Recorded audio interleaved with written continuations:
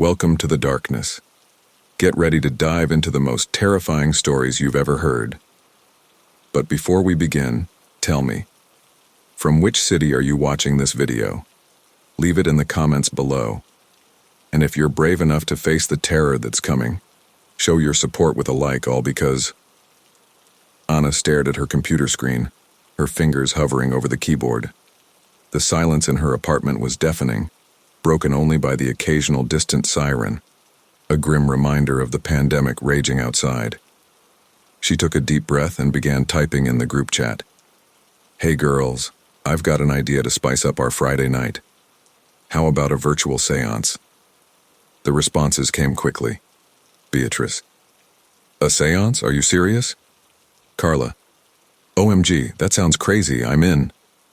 Diana: "I don't know. Isn't that dangerous?" Elisa: "Sounds interesting. How would we even do that online?" Anna smiled, feeling a rush of excitement for the first time in weeks. "I've found a medium online who does virtual sessions. Her name is Madame Sophia. What do you say? 9 p.m. tonight?" As the others debated, Anna's mind wandered to the countless nights she'd spent alone in her apartment, the isolation weighing heavily on her. This seance was more than just a game. It was a lifeline, a connection to her friends and to the world beyond her four walls. At 8:55 p.m., Anna logged into the video call. Her heart raced with anticipation as her friends' faces popped up on the screen one by one. "Hey, Anna!" Beatrice's voice came through, slightly distorted. She held up a glass of red wine, her curly hair wild and unkempt. "I needed some liquid courage for this." Carla appeared next, her usually perfectly made-up face bare, dark circles under her eyes betraying her exhaustion. "I can't believe we're actually doing this. It's been so long since I felt this excited about anything."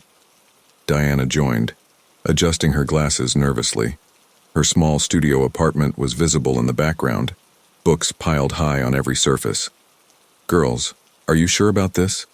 I've been reading about seances, and they say you can attract negative entities if you're not careful." "Relax, Di," Beatrice said, taking a sip of her wine. "It's just a game. Nothing's going to happen." Elisa was the last to join, her serene face a stark contrast to the others' excitement and nervousness. "Let's keep an open mind but also be respectful. We don't know what energies we might encounter." As the clock struck 9 p.m., a new window opened in their call. Madame Sophia appeared, her ethereal figure draped in flowing fabrics, beads and crystals adorning her neck and wrists. Her eyes, lined with kohl, seemed to peer right through the screen. "Good evening, ladies," she said, her voice soft yet commanding. "I sense great energy among you. Are you prepared to open yourselves to the beyond?" Anna felt a shiver run down her spine. "Yes, we're ready," she said, trying to keep her voice steady. Madame Sophia nodded solemnly. "Very well. First, we must create a sacred space. Please light a candle and form a circle of salt around yourselves." The girls scrambled to follow her instructions. Anna's hands shook slightly as she poured a circle of salt around her chair and lit a lavender-scented candle. "Now," Madame Sophia continued, "close your eyes and take deep breaths. Feel the energy flowing through you, connecting you to each other and to the spirit world."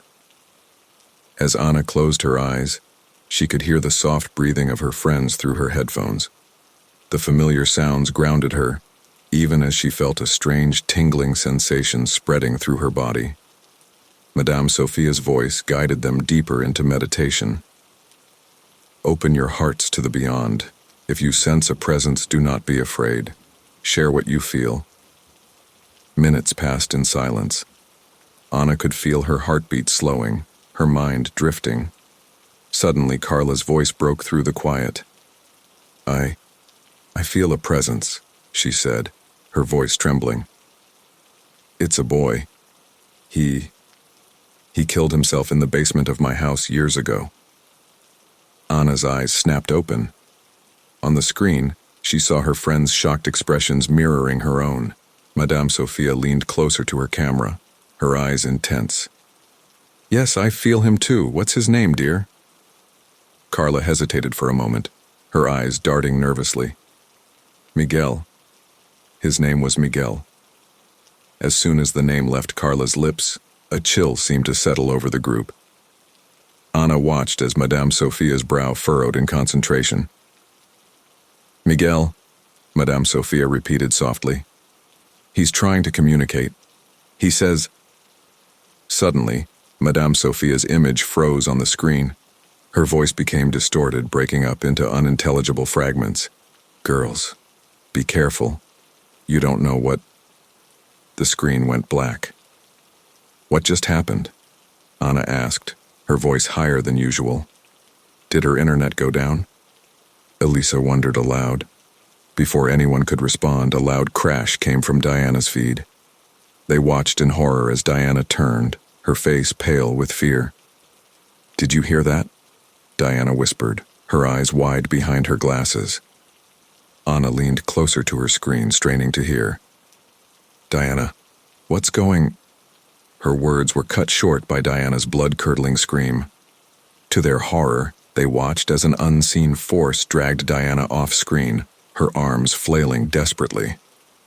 Diana, Beatrice shouted, her wine glass slipping from her hand and shattering on the floor. Chaos erupted in each of their rooms. Hannah watched in terror as objects began flying around behind her friends on the screen.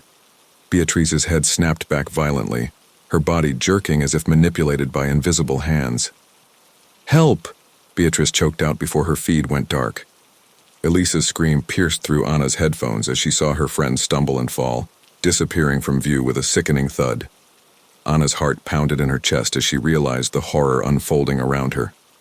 That's when she heard Carla's anguished voice. I lied. There is no Miguel. I made it all up. But it was too late. Whatever had been awakened didn't care about the truth of Carla's story. Anna watched, paralyzed with fear, as Carla's tear-stained face contorted in pain before her feed too went dark. With trembling hands, Anna grabbed her phone and ran to her bathroom, locking the door behind her. She could hear crashes and bangs coming from her living room, growing louder by the second. Please, someone help me, she sobbed, staring at her friend's blank screens on her phone. The bathroom lights flickered, and Anna felt an icy presence behind her. Slowly, she turned, her eyes widening in terror as she saw a dark, shapeless mass looming over her. A scream tore from her throat as the entity lunged forward. In that final moment, Anna realized the terrible truth. Their game had awakened something ancient and malevolent, something that had been waiting for an invitation into their world. The phone clattered to the floor, its screen displaying a final, chilling message. Call ended. Time limit reached. In the deafening silence that followed, 5 houses stood quiet, each holding a secret that would baffle authorities for years to come. The virtual seance that was meant to be a harmless diversion had opened a door that should have remained closed, unleashing a horror that transcended the boundaries of the digital world and claimed 5 unsuspecting victims in its wake. The video call crackled with static, the faces of the 5 friends frozen in expressions of shock and disbelief. Diana's scream still echoed in their ears, a haunting reminder of the horror that had just unfolded before their eyes. Diana! Diana, can you hear us? Anna's voice trembled as she called out to her friend. The only response was an eerie silence punctuated by the soft hum of their computers.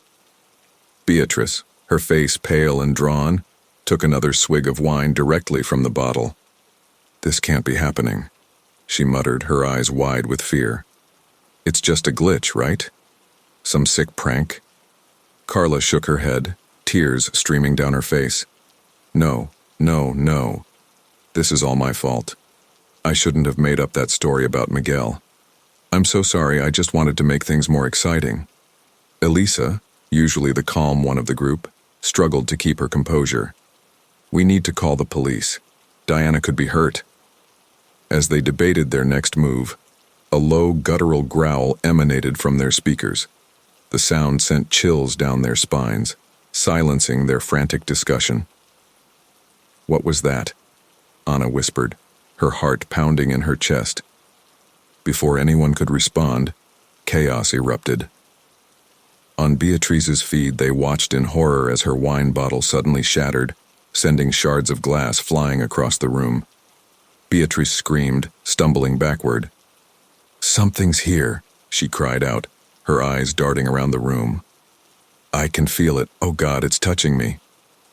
The others watched helplessly as Beatrice's body jerked violently, her neck twisting at an unnatural angle. Her scream cut off abruptly as she crumpled to the floor, her feed going dark. "Beatrice!" Elisa shouted, rising from her chair. "We have to do something. We have to—" Her words were cut short as she suddenly stumbled, as if pushed by an invisible force. The camera caught her terrified expression as she fell, disappearing from view. A sickening thud echoed through the call, followed by silence. Anna felt bile rise in her throat as she realized two more of her friends had fallen victim to whatever malevolent force they had unknowingly summoned. Her fingers shook as she reached for her phone, desperately trying to dial 911. "It won't let me call," she cried out, her voice cracking with panic. "My phone isn't working." Carla, the only other remaining friend on the call, sobbed uncontrollably. "I'm so sorry," she repeated over and over. "This is all my fault. I lied. There is no Miguel. I made it all up." As Carla's confession echoed through the call, a cold realization dawned on Anna. Whatever they had awakened didn't care about the truth of the story. It had found a way into their world, and now it was hunting them down one by one. "Carla, listen to me," Anna said, trying to keep her voice steady. "We need to break the circle. The salt circle Madame Sophia told us to make. Maybe if we break it, we can—" Anna's suggestion was cut short by a blood-curdling scream from Carla. Through the video feed, Anna watched in horror as her friend was lifted off the ground by an invisible force, her body contorting in agony. "Help me!" Carla screamed, her arms flailing wildly. "It's here! It's—" Her words were silenced as an unseen hand seemed to close around her throat. Carla's eyes bulged, her face turning an alarming shade of purple. With a final choked gasp, her body went limp, and she crumpled to the floor. The feed went dark, leaving Anna alone in the call. Panic seized Anna as she realized she was the last one left. The only sound she could hear was her own ragged breathing and the pounding of her heart. She looked around her room wildly, expecting to see some monstrous form materialize at any moment. "Please," she whispered to the empty air. "Please just let this be a nightmare. Let me wake up." But she knew deep in her gut that this was no dream. The terror was all too real, and death was coming for her. With trembling hands, Anna grabbed her laptop and phone, stumbling towards her bathroom. It was a desperate move, but in her panic-stricken mind it seemed like the only safe place left. As she slammed the bathroom door shut and locked it, she could hear objects in her living room beginning to move. Picture frames crashed to the floor, and furniture scraped across the hardwood as if shoved by invisible hands. Anna sank to the cold tile floor, her back pressed against the door. She held her phone up with shaking hands, the faces of her friends still visible on the screen of the abandoned video call. "Please, someone help me," she sobbed, looking desperately at the screen as if her friends might suddenly reappear and tell her it was all a horrible joke. The bathroom lights began to flicker, casting eerie shadows on the walls. The temperature dropped dramatically, Anna's breath visible in the suddenly frigid air. She could feel a presence growing stronger, filling the small space with a sense of ancient, malevolent hunger. Slowly, almost against her will, Anna turned her head. In the mirror above the sink, she saw a dark shadow forming behind her reflection. It grew larger, more defined, taking on a vaguely humanoid shape that seemed to absorb all light around it. Anna's eyes widened in terror as the shadow's featureless face leaned closer to her reflection. She wanted to scream, to run, but her body was frozen in fear. The entity's voice, when it came, wasn't heard with her ears but felt in the very core of her being. It was a sound of endless void, of eons of hatred and hunger. "Your fear is delicious," it seemed to say, the words reverberating through Anna's mind. Your friends were merely appetizers. You, my dear, will be the main course.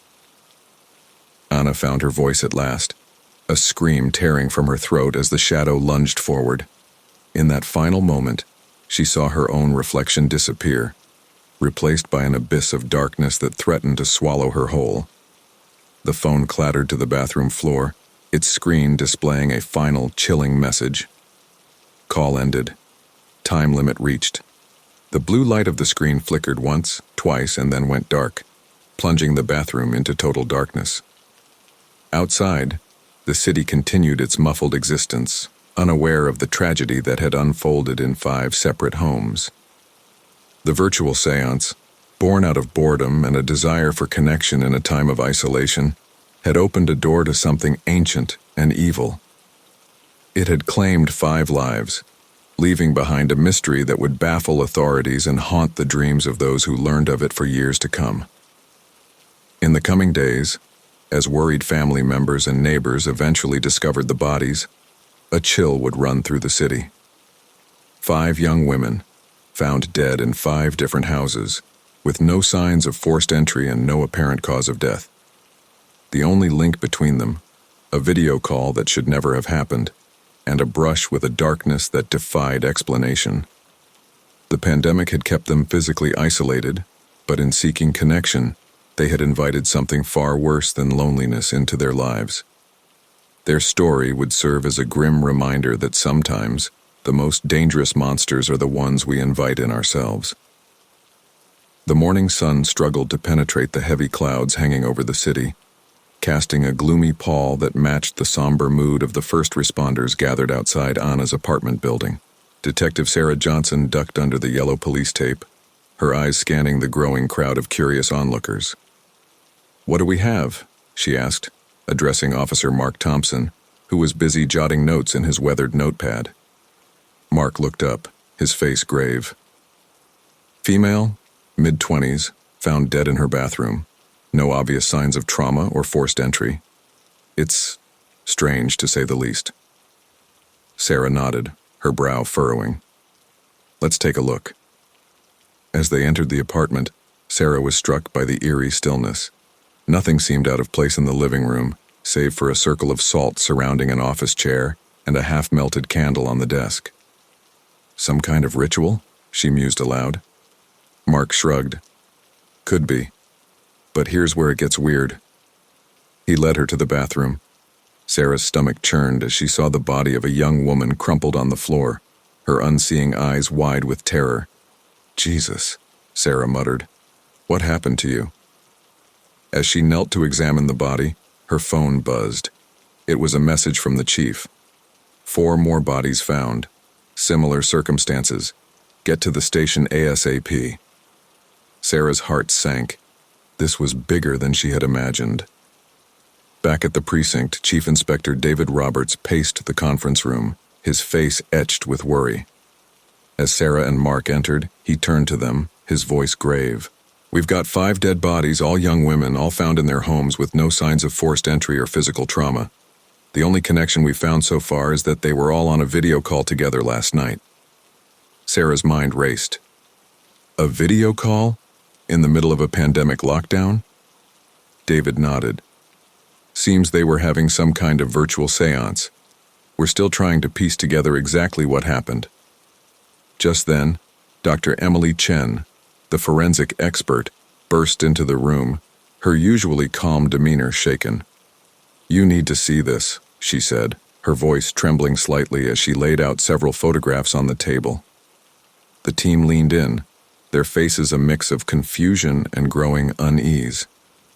The photos showed close-ups of the victim's skin, each bearing faint, intricate symbols that seemed to shimmer under the camera flash. "What are we looking at, Doc?" Mark asked, squinting at the images. Emily shook her head. "I've never seen anything like it. These markings weren't visible to the naked eye, but under UV light. It's as if something was burned into their skin from the inside." A heavy silence fell over the room as the implications of Emily's words sank in. Sarah was the first to speak. "We need to find out more about this seance. Who organized it? Was there someone else on that call?" David nodded. According to the families, it was Anna's idea. They hired a medium online, someone calling herself Madame Sophia. We're trying to track her down now. As the team dispersed to follow up on leads, Sarah couldn't shake the feeling that they were dealing with something far beyond their usual experience. The terror in Anna's eyes haunted her, making her wonder what horrors the young woman had witnessed in her final moments. Hours passed as they dug deeper into the mystery. Sarah found herself poring over Anna's computer, trying to piece together the events leading up to the fatal night. "Got something?" Mark called out, waving her over to his desk. I managed to recover a portion of the video call from Anna's cloud backup. Sarah leaned in, her heart racing as Mark hit play. The grainy footage showed 5 smiling faces, their laughter tinged with nervous excitement. Then, a new face appeared, an older woman with coal-lined eyes and a serene expression. "That must be Madame Sophia," Sarah murmured. They watched as the séance began, the women forming salt circles and lighting candles. Everything seemed normal until suddenly, Diana's scream pierced through the speakers. Sarah's blood ran cold as she watched the young woman being dragged off screen by an invisible force. "What the hell?" Mark whispered, his face pale. The video devolved into chaos, showing glimpses of the other women meeting similarly horrifying fates before cutting out entirely. Sarah stumbled back, her mind reeling. This can't be real. There has to be a rational explanation." But deep down, she knew they were dealing with something beyond rational explanation. As night fell, the team regrouped in the conference room, each bearing the weight of what they'd discovered. David's voice was hoarse as he addressed them. "I know what we've seen today defies logic, but our job remains the same. Find out what happened to these women and bring whoever, or whatever, is responsible to justice." Emily spoke up, her hands shaking slightly. "The symbols I found? I've been doing some research. They appear to be associated with ancient summoning rituals. If I didn't know better, I'd say these women accidentally called forth something evil." A chill ran through the room at her words. Mark laughed nervously. "Come on, we can't seriously be considering supernatural explanations, can we?" Sarah remained silent, her mind racing. Part of her wanted to dismiss the idea outright, but the evidence was pointing towards something beyond their understanding. "Whatever we're dealing with," she said finally, "it's dangerous. We need to approach this carefully." As they discussed their next steps, the lights in the precinct flickered ominously. A cold breeze seemed to sweep through the room, causing papers to rustle and sending shivers down their spines. Sarah's phone buzzed with a notification. It was an email from an unknown sender containing only a video attachment. With trembling fingers, she pressed play. The team huddled around her, their faces illuminated by the eerie glow of the screen. It was security camera footage from Anna's apartment building, showing the hallway outside her door on the night of the incident. They watched in horror as a dark, shapeless mass seemed to seep under Anna's door, coalescing into a vaguely humanoid form before dissipating into thin air. The video ended, leaving them in stunned silence. David was the first to speak, his voice barely above a whisper. "Whatever we thought we were dealing with, I think we've just scratched the surface of something much, much worse." As if in response to his words, a long, low growl seemed to emanate from the walls around them. The lights flickered once more before plunging the room into darkness. In the pitch black, Sarah felt a presence, ancient and malevolent, watching them. She realized with a sinking feeling that by investigating this case, they had inadvertently drawn the attention of something beyond their comprehension. As emergency lights slowly flickered to life, Sarah looked at her team, seeing her own fear reflected in their eyes. They had started this investigation looking for a mundane explanation to a tragic series of deaths. Now they found themselves on the front lines of a battle against an evil they barely understood, with the fate of not just the victims, but perhaps the entire city hanging in the balance. The true horror of their situation was just beginning to unfold, and Sarah knew that their lives would never be the same again. As they steeled themselves for what was to come, one question burned in all their minds. How do you fight an enemy you can't see, understand, or even believe in. Detective Sarah Johnson sat at her desk, the glow of her computer screen illuminating her exhausted features. It was well past midnight, but sleep eluded her. The haunting images from the recovered video footage played on a loop in her mind, driving her to dig deeper into the mystery surrounding Madame Sophia. Her fingers flew across the keyboard as she scrolled through countless web pages, searching for any trace of the enigmatic medium.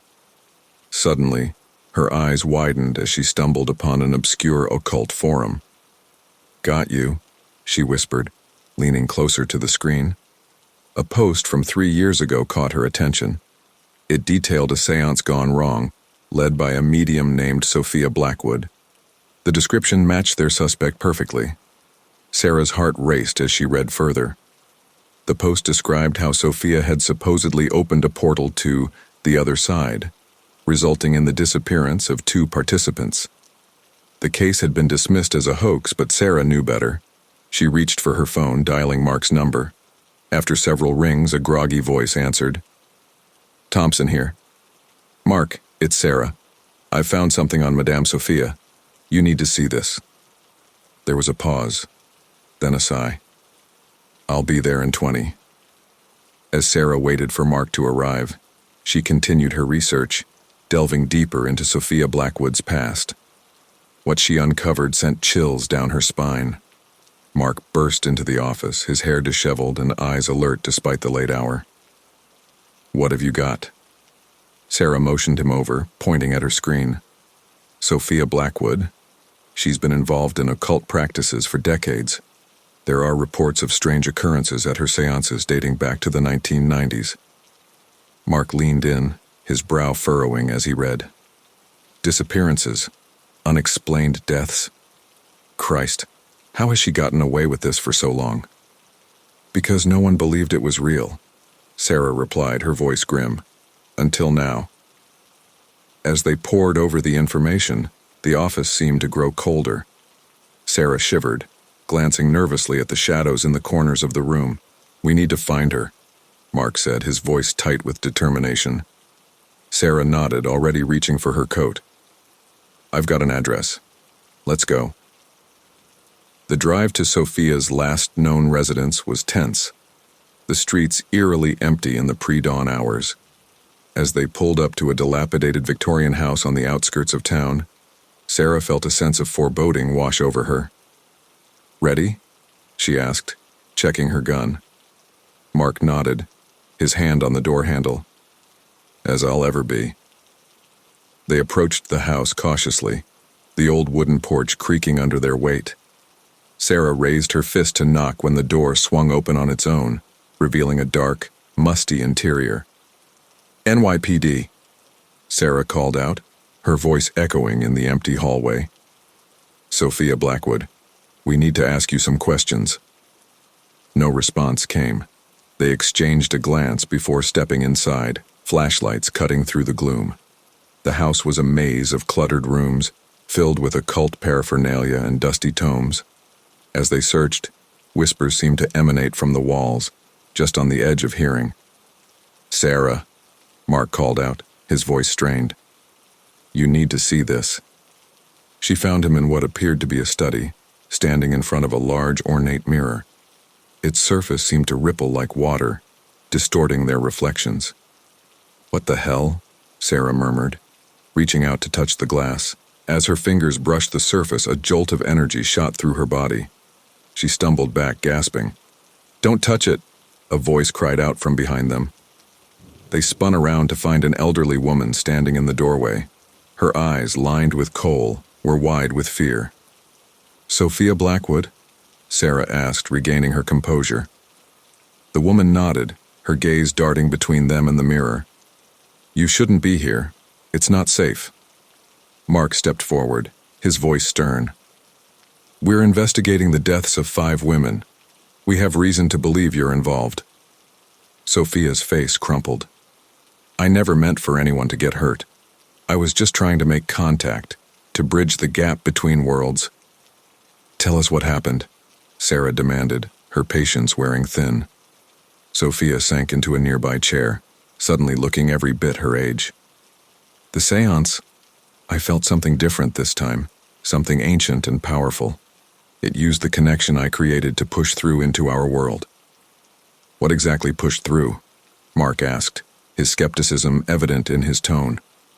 Sophia looked up at them, her eyes filled with terror. A demon, an entity of pure malevolence, and now that it's here, it won't stop until it devours every soul it can reach. Sarah felt a chill run down her spine. Part of her wanted to dismiss Sophia's words as the ravings of a madwoman, but after what she'd seen, she couldn't afford to be skeptical. "How do we stop it?" she asked. Sophia shook her head.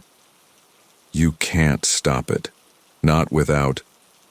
Her words were cut off by a deafening roar that seemed to shake the very foundations of the house. The mirror behind them shattered, shards of glass exploding outward. "Run!" Sophia screamed, lurching to her feet. They bolted from the room, the sound of shattering glass and splintering wood following close behind. As they reached the front door, Sarah glanced back to see a writhing mass of darkness pouring down the stairs, tendrils of shadow reaching out towards them. They stumbled out onto the porch, gasping for air. Sarah turned to help Sophia, but the old woman was nowhere to be seen. "We have to go back for her," Mark yelled, already moving towards the door. Sarah grabbed his arm, pulling him back. "It's too late. We need to get out of here now." As if to emphasize her point, the windows of the house exploded outward, showering them with glass. They ran to the car, the sound of inhuman screeching following them. Sarah gunned the engine, tires squealing as they peeled away from the curb. In the rearview mirror, she watched in horror as the house seemed to collapse in on itself, swallowed by an impenetrable darkness. They drove in stunned silence, the weight of what they'd witnessed settling over them. Finally, Mark spoke, his voice barely above a whisper. "What do we do now?" Sarah gripped the steering wheel tighter, her knuckles white. "We fight back. Whatever this thing is, we can't let it win." As they drove back towards the city, the sky began to lighten with the first rays of dawn. But Sarah knew that the darkness they'd encountered was far from banished. It was out there, growing stronger, and they were the only ones who knew the truth. She glanced at Mark, seeing the determination in his eyes that mirrored her own. They had stumbled into a war against an ancient evil, armed with nothing but their wits and each other. The odds were stacked against them, but they had no choice but to fight. As the city skyline came into view, Sarah made a silent vow. She would uncover the truth behind this entity, find a way to stop it, and bring justice to the 5 women who had lost their lives. No matter the cost, she would see this through to the end. Little did she know, the entity was already aware of them, its malevolent consciousness reaching out across the city. The real battle was just beginning, and the fate of countless souls hung in the balance. Sarah jolted awake, her heart pounding, sweat beading on her forehead. The digital clock on her nightstand blinked 3:07 a.m., its red glow casting an eerie light in her darkened bedroom. She sat up, trying to shake off the remnants of her nightmare. In her dream, she had been back in Sophia Blackwood's house, but this time she was alone. The twisting corridors seemed endless, and at every turn, she caught glimpses of a dark, shapeless entity pursuing her.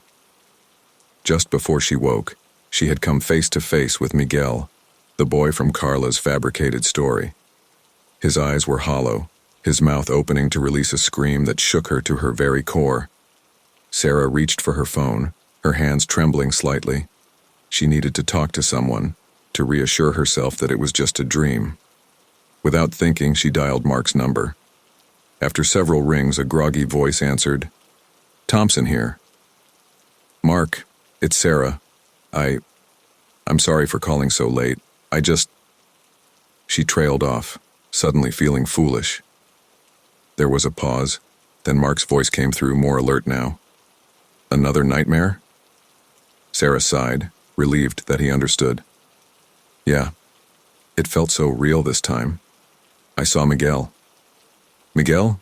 The boy from the seance?" Mark sounded confused.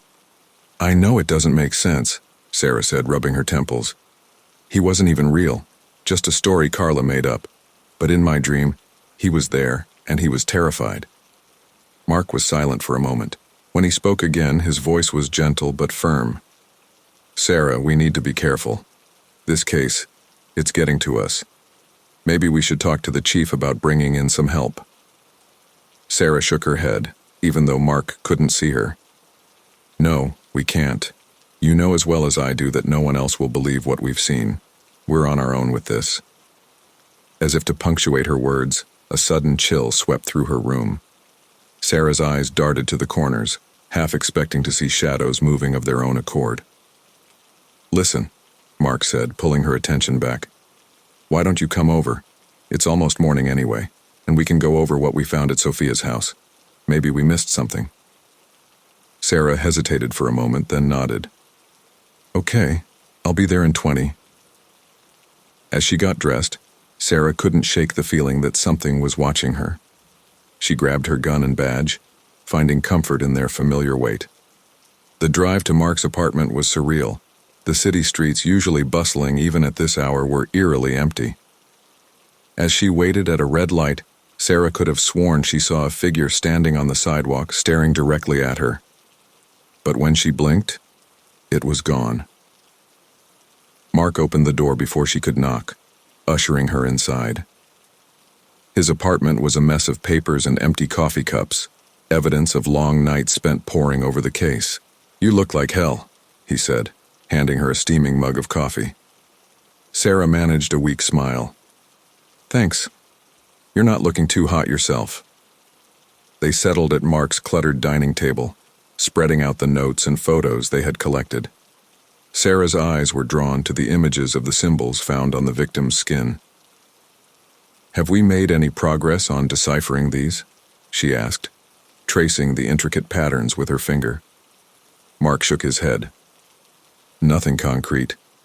Emily's been consulting with some experts in ancient languages and symbolism, but so far no luck. As they discussed the case, the room seemed to grow colder. Sarah pulled her jacket tighter around herself, trying to ignore the growing sense of unease in the pit of her stomach. Suddenly, Mark's laptop, which had been open on the counter, sprang to life. The screen flickered, showing static for a moment before resolving into an image that made both detectives gasp. It was Miguel, the boy from Sarah's nightmare and Carla's story. He looked directly at the camera, his eyes filled with terror. "Help me," his voice crackled through the speakers. "It's coming. It's always coming." Sarah and Mark exchanged shocked glances. "Are you seeing this?" Sarah whispered, her voice trembling. Mark nodded, his face pale. "But how? He's not real. He can't be." The image on the screen began to distort, Miguel's features twisting grotesquely. His mouth opened in a silent scream as shadows seemed to engulf him. Just as suddenly as it had started, the laptop went dark. Sarah's mind raced. Mark, what if Carla's lie somehow gave it form? What if by inventing Miguel she created a vessel for this entity? Mark ran a hand through his hair, his expression troubled.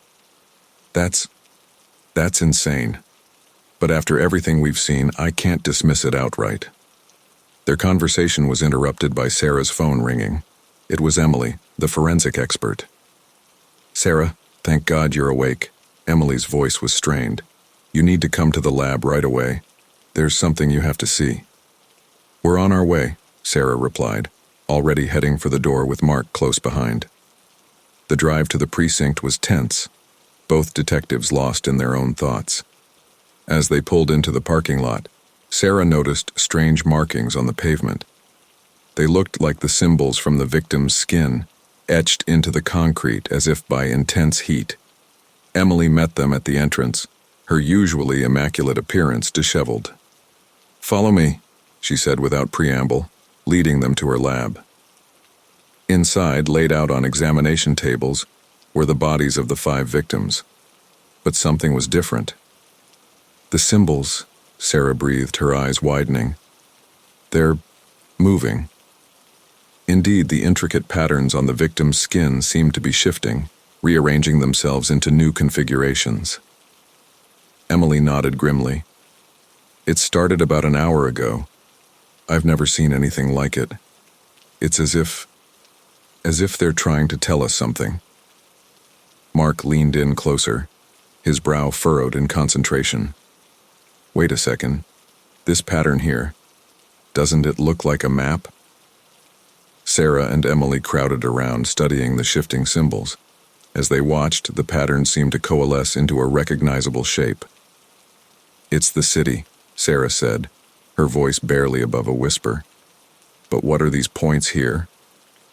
Emily pulled up a city map on her computer, overlaying it with the pattern from the victim's skin. These points, they're all locations where tragic events have occurred. Murders, suicides, accidents with multiple fatalities. A chill ran down Sarah's spine as the implications sank in. It's feeding on pain and suffering, and it's planning something big. Just then, the lights in the lab began to flicker. A low, rumbling growl seemed to emanate from the walls themselves. "We need to get out of here," Mark said, his voice tight with fear. But before they could move, the door slammed shut on its own. The temperature in the room plummeted, their breath visible in the suddenly frigid air. Sarah reached for her gun, knowing it would be useless against whatever was coming, but finding comfort in its solid weight. The bodies on the examination tables began to twitch and jerk, as if possessed by an unseen force. The symbols on their skin glowed with an otherworldly light. "What's happening?" Emily cried, backing away from the tables. Sarah's mind raced, trying to make sense of the chaos unfolding around them. Then, with sudden clarity, she understood. "It's not just feeding on suffering," she said, her voice steady despite her fear. "It's trying to create more, and we've just walked right into its trap." As if in response to her words, the bodies sat up in unison, their eyes open but unseeing. When they spoke, it was with a voice that was not their own, a voice that echoed with the weight of eons and the promise of unimaginable horror. "You cannot stop what is coming," the voice said, using 5 mouths to speak as one. "The veil between worlds has been torn, and we shall feast on the souls of the living." Sarah, Mark, and Emily huddled together, facing the nightmarish scene before them. They had sought to uncover the truth behind the mysterious deaths, but in doing so, they had stumbled upon a threat far greater than they could have ever imagined. As the entity's laughter echoed through the lab, Sarah knew that their real battle was just beginning. The fate of the city, perhaps even the world, now rested in their hands. Sarah's mind raced as she processed the horrifying scene before her. The possessed bodies of the 5 victims sat upright on their examination tables, their unseeing eyes fixed on the 3 terrified individuals huddled together in the corner of the lab. "What do we do?" Emily whispered, her voice trembling with fear. Before Sarah could respond, the entity spoke again through its macabre chorus of hosts. "Your efforts are futile. The ritual has begun, and the gates will soon open fully."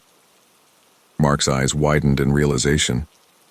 The map, the points on the victim's skin, they're not just locations of past tragedies. They're ritual sites, Sarah finished, her voice grim. "It's using the city's pain to power some kind of massive summoning." The possessed bodies tilted their heads in unison, a grotesque smile spreading across their faces. "Clever humans, but knowledge will not save you." Suddenly the bodies convulsed violently, and a dark, oily substance began to ooze from their eyes, noses, and mouths. The substance coalesced into a writhing mass of shadows that loomed over them. "We need to get out of here now," Sarah shouted, grabbing Emily's arm and pushing her towards the door. Mark fumbled with the lock, his hands shaking.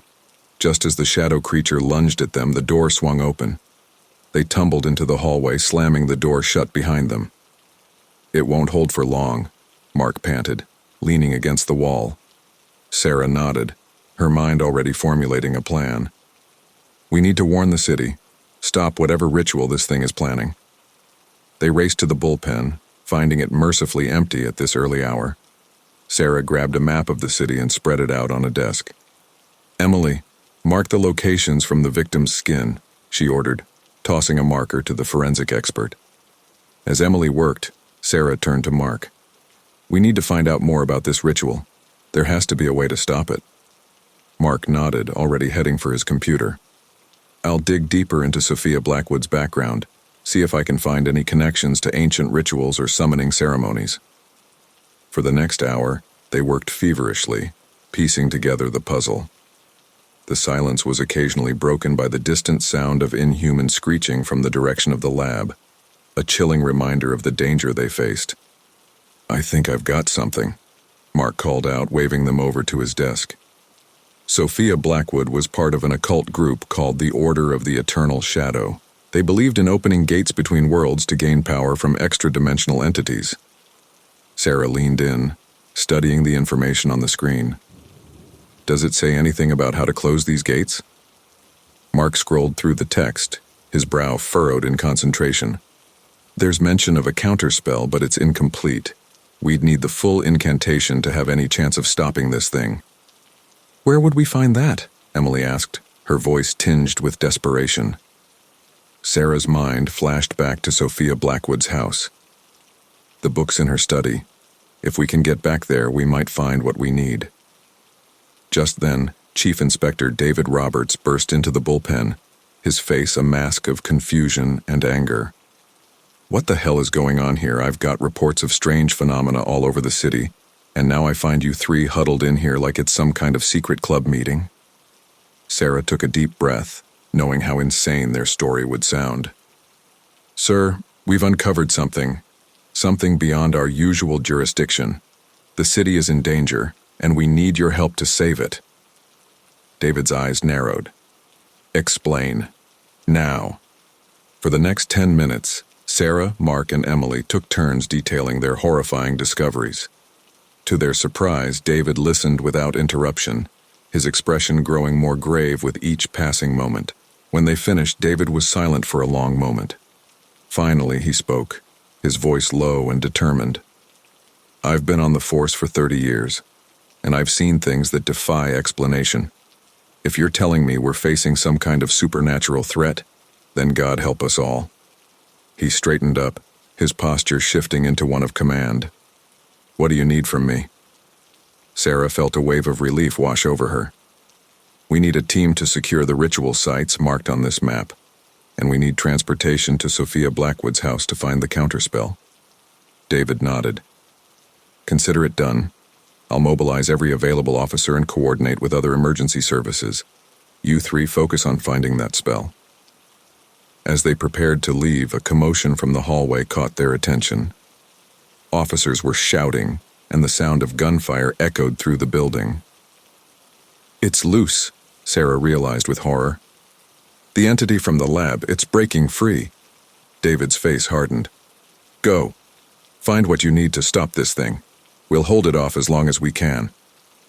Sarah wanted to argue, to stay and help, but she knew their mission was crucial.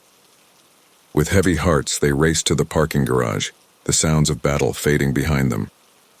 As they sped toward Sophia's house, the city around them seemed to be descending into chaos. Strange lights flickered in the sky, and people ran through the streets in panic. Look, Emily pointed out the window. In the distance, a column of swirling darkness rose from one of the ritual sites they had identified.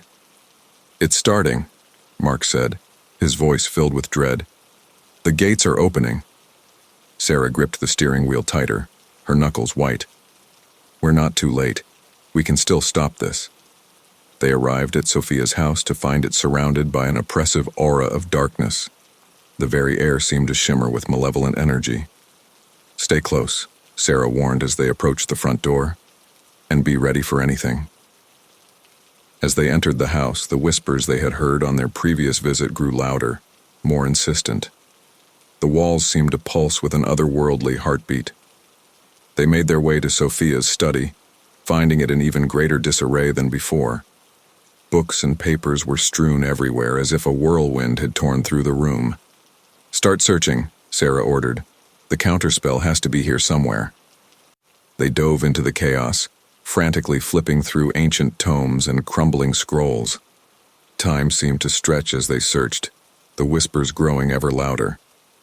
Suddenly, Emily let out a cry of triumph. I think I found it. Sarah and Mark rushed to her side, peering at the weathered page she held. "This is it," Mark confirmed, his eyes scanning the text. "The full incantation to close the gates and banish the entity." A sense of hope began to rise in Sarah's chest, but it was quickly extinguished by a bone-chilling laugh that echoed through the room. They turned to find a figure standing in the doorway, Sophia Blackwood, or what was left of her. Her eyes glowed with an unholy light, and her skin seemed to crawl with shadowy tendrils. "Did you really think it would be that easy?" Sophia's voice was distorted, layered with something ancient and malevolent. "The gates are open, the old ones are returning, and you are nothing but morsels to feed their hunger." As Sophia advanced, her form shifting and twisting in impossible ways, Sarah knew that the real battle for the city's soul, and their own, was about to begin. With the counterspell in their possession and the fate of the world hanging in the balance, they prepared to face the nightmare head-on, knowing that failure was not an option. Sarah's heart pounded in her chest as she faced the grotesque figure that had once been Sophia Blackwood. The room seemed to pulse with malevolent energy, shadows writhing along the walls like living things. "Emily, Mark," Sarah said, her voice low and urgent. "Get behind me." The possessed Sophia tilted her head, a cruel smile twisting her features. "How noble. But your bravery is misplaced, Detective. You cannot hope to stand against the power of the old ones." Sarah's mind raced, trying to formulate a plan. They had the counterspell, but how could they use it with this monstrous entity blocking their path? "Why are you doing this, Sophia?" Sarah asked, hoping to buy time. "You were a medium, someone who communicated with spirits. How did you become this?" Sophia's laugh was a harsh, grating sound that sent chills down their spines. "Foolish human. Sophia Blackwood is no more. I am merely using her form as a vessel. A rather comfortable one, I might add." As the entity spoke, Sarah noticed something out of the corner of her eye. A mirror on the far wall was rippling, its surface undulating like water. She remembered the mirror from their previous visit, how it had seemed to contain some kind of power. An idea began to form in her mind. "Mark," she whispered, careful not to draw the entity's attention. "When I give the signal, I need you to read the counterspell. Emily, be ready to run." Before they could respond, Sophia, or rather, the thing wearing Sophia's skin, lunged forward with inhuman speed. Sarah dove to the side, narrowly avoiding its grasp. She rolled to her feet, drawing her gun in one fluid motion. "Now, Mark!" she shouted, firing at the mirror. The glass shattered with a deafening crash and a blinding light erupted from within. The entity shrieked, momentarily stunned by the unexpected assault.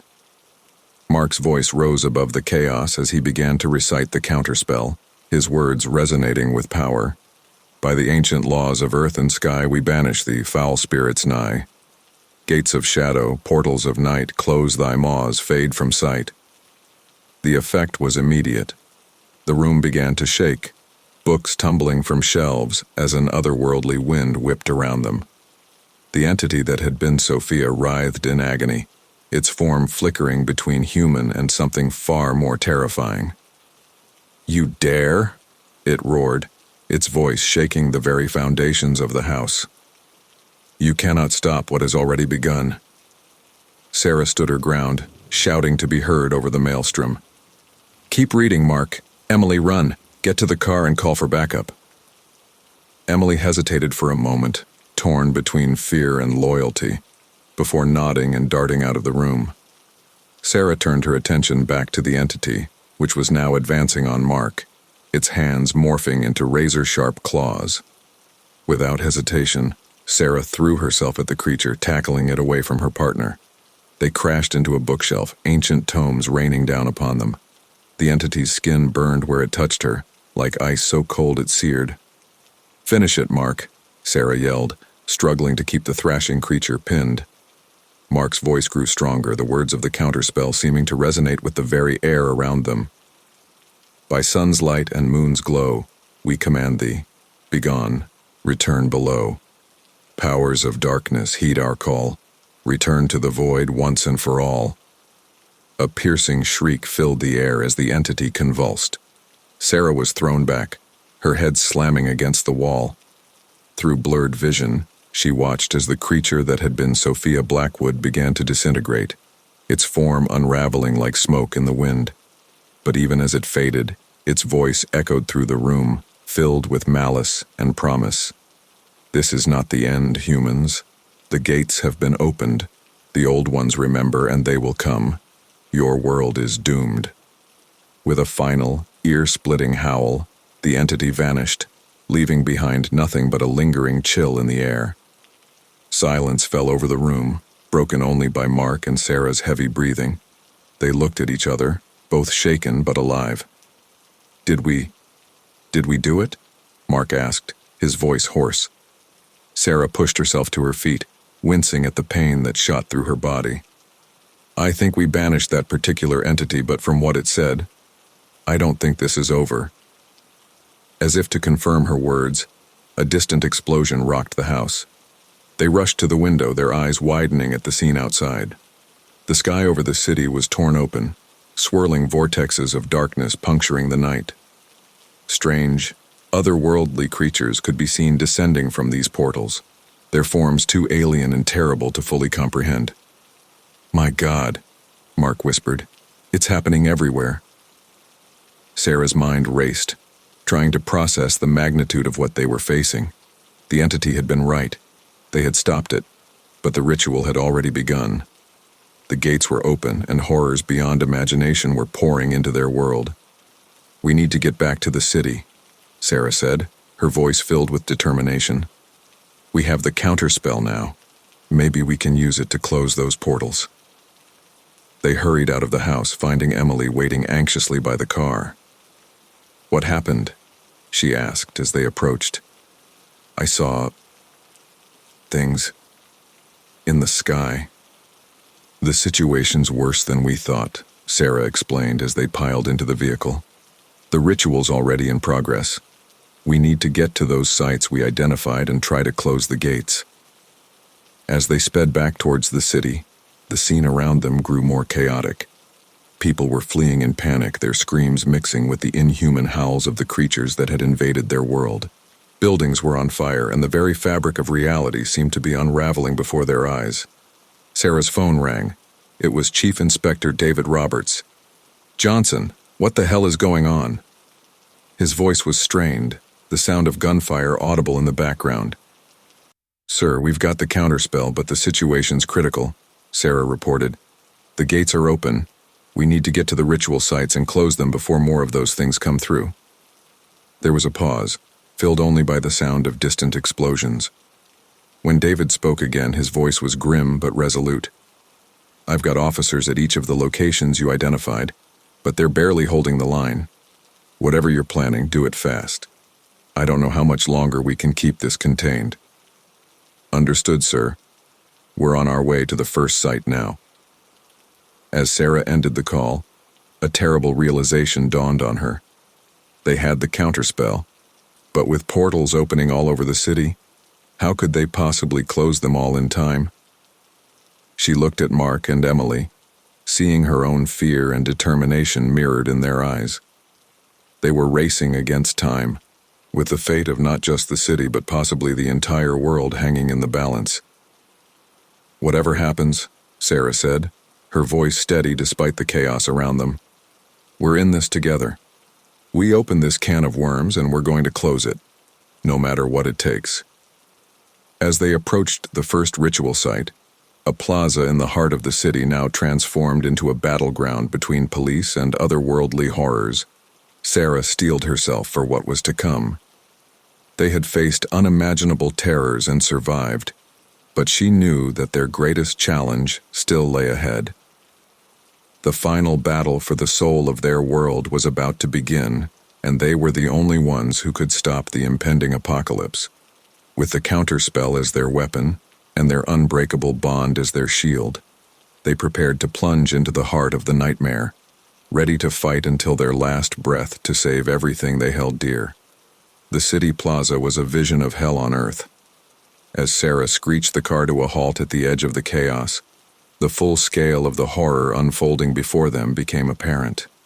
Police officers fought desperately against creatures that defied description, writhing masses of tentacles, beings of living shadow, and things that seemed to shift and change with each passing moment. "Dear God," Emily whispered, her face pale with shock. Sarah gripped the steering wheel tightly, her knuckles white. "We don't have much time. Mark, do you think you can recite the counterspell while we move?" Mark nodded, his jaw set with determination. "I'll do my best. But Sarah, even if we close this portal, there are others all over the city. How can we possibly reach them all in time?"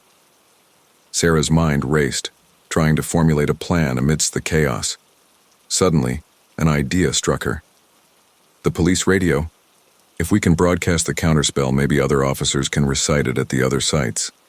"Brilliant," Emily exclaimed, already reaching for the radio. As Emily worked to set up the broadcast, Sarah turned to Mark. "Are you ready? This isn't going to be easy."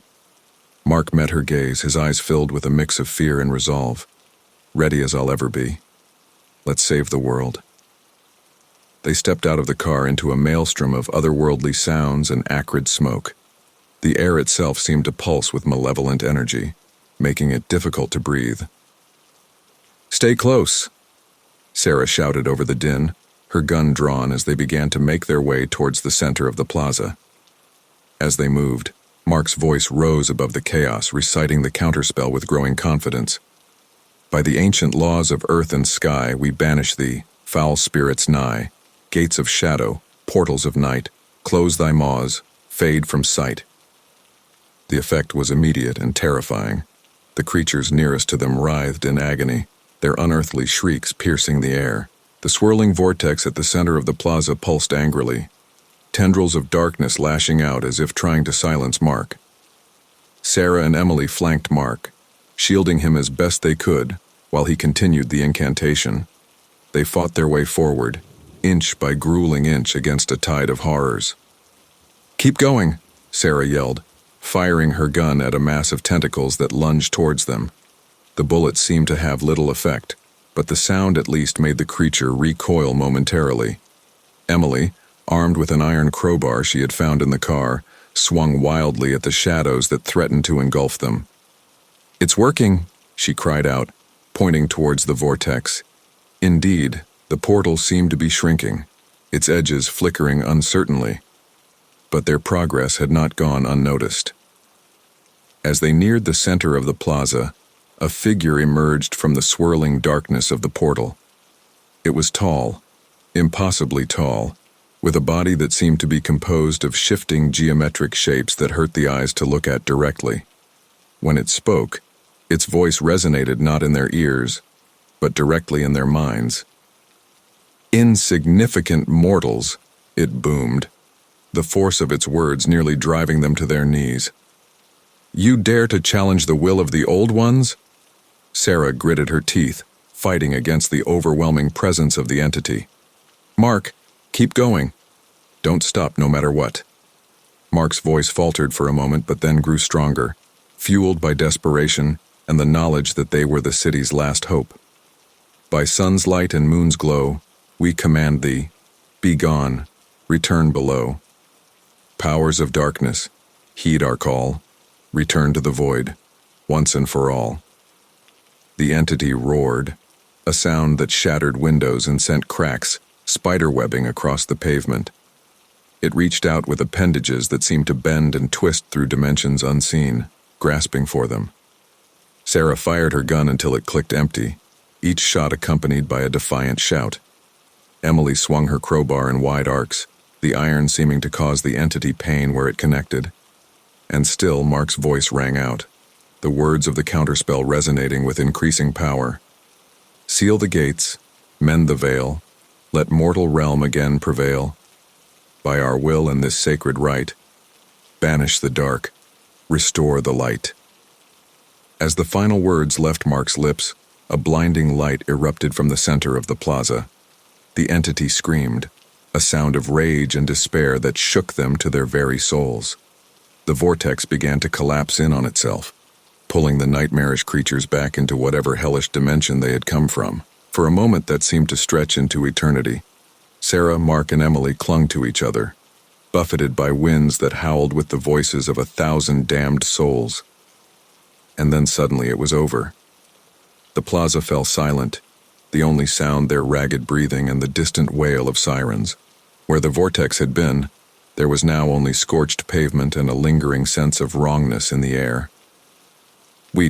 We did it," Emily said, her voice filled with disbelief and exhaustion. Sarah nodded, surveying the devastation around them. "One down, but there are still others out there." As if on cue, her radio crackled to life. It was Chief Inspector David Roberts. "Johnson, are you there? Something's happening at the other sites." Sarah grabbed the radio, her heart pounding.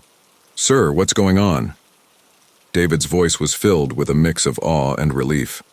"It's working. Officers at the other locations are reporting that the portals are closing. Whatever you did, it's spreading." A wave of relief washed over Sarah. Their plan had worked. The broadcast of the counterspell had allowed officers at the other sites to close the remaining portals, but their victory was short-lived. As they made their way back to the car, exhausted but triumphant, a low rumble began to build beneath their feet. "What now?" Mark groaned, leaning heavily on Emily for support. The ground began to shake violently, and in the distance they saw something that made their blood run cold. Rising above the skyline, dwarfing the tallest skyscrapers, was a massive tentacled form that defied comprehension.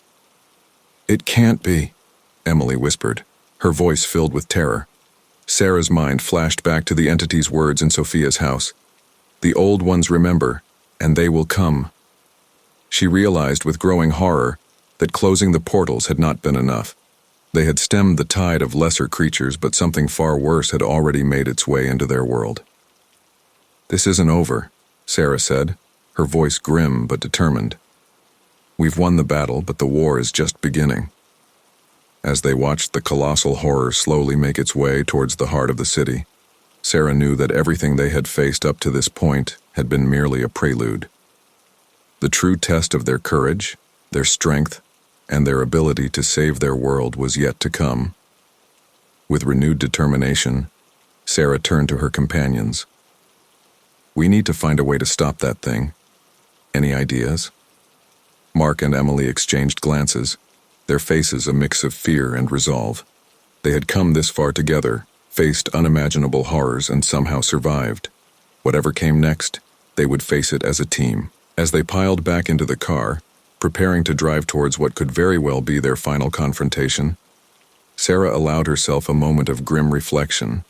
They were battered, exhausted, and hopelessly outmatched against a being of cosmic power.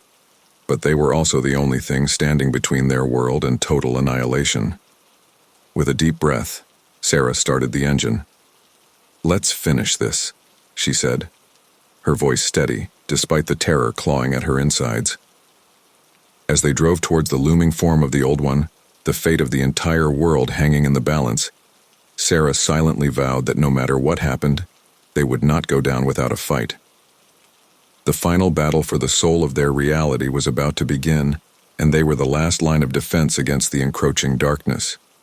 The car sped through the decimated streets of the city, weaving between abandoned vehicles and debris.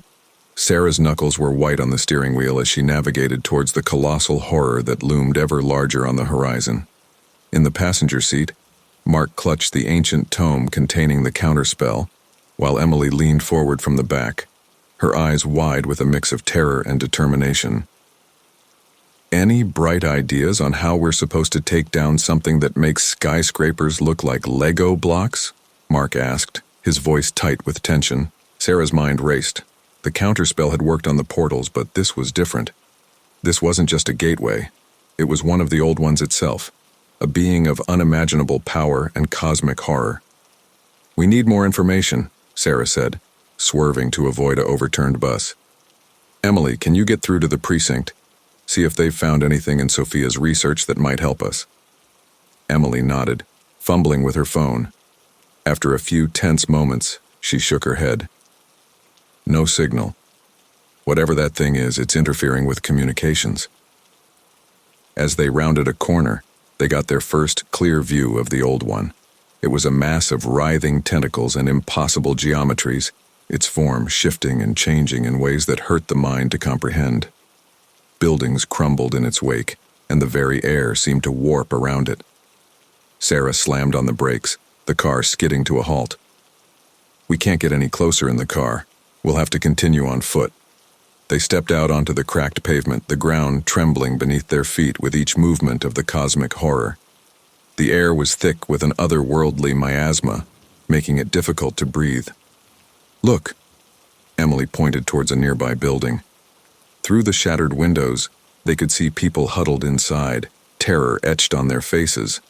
Sarah's jaw set with determination. "We need to evacuate as many people as we can. That thing is heading straight for the city center." As they approached the building, a bone-chilling shriek split the air. From the shadows of a nearby alley, a creature emerged. A twisted amalgamation of human and insect parts, its mandibles clicking hungrily. "I thought we closed all the portals," Mark yelled, stumbling backward. Sarah raised her gun, though she knew it would likely have little effect. "We did, but some must have slipped through before we could seal them all." The creature lunged towards them with inhuman speed. Sarah fired, the shots echoing in the empty street. The bullets seemed to pass right through the monster, leaving no visible damage. Suddenly, Emily darted forward, the iron crowbar from earlier clutched in her hands. With a cry of defiance, she swung the makeshift weapon, catching the creature across what passed for its face. To their surprise, the iron seemed to hurt it, causing it to recoil with a shriek of pain. "The iron!" Emily shouted. "It works on them!" Taking advantage of the creature's momentary disorientation, they rushed into the building. People cried out in a mix of fear and relief at the sight of them. "We're here to help," Sarah announced, trying to project calm authority despite the chaos outside. "We need to evacuate immediately. Is there a basement or underground parking garage we can use?"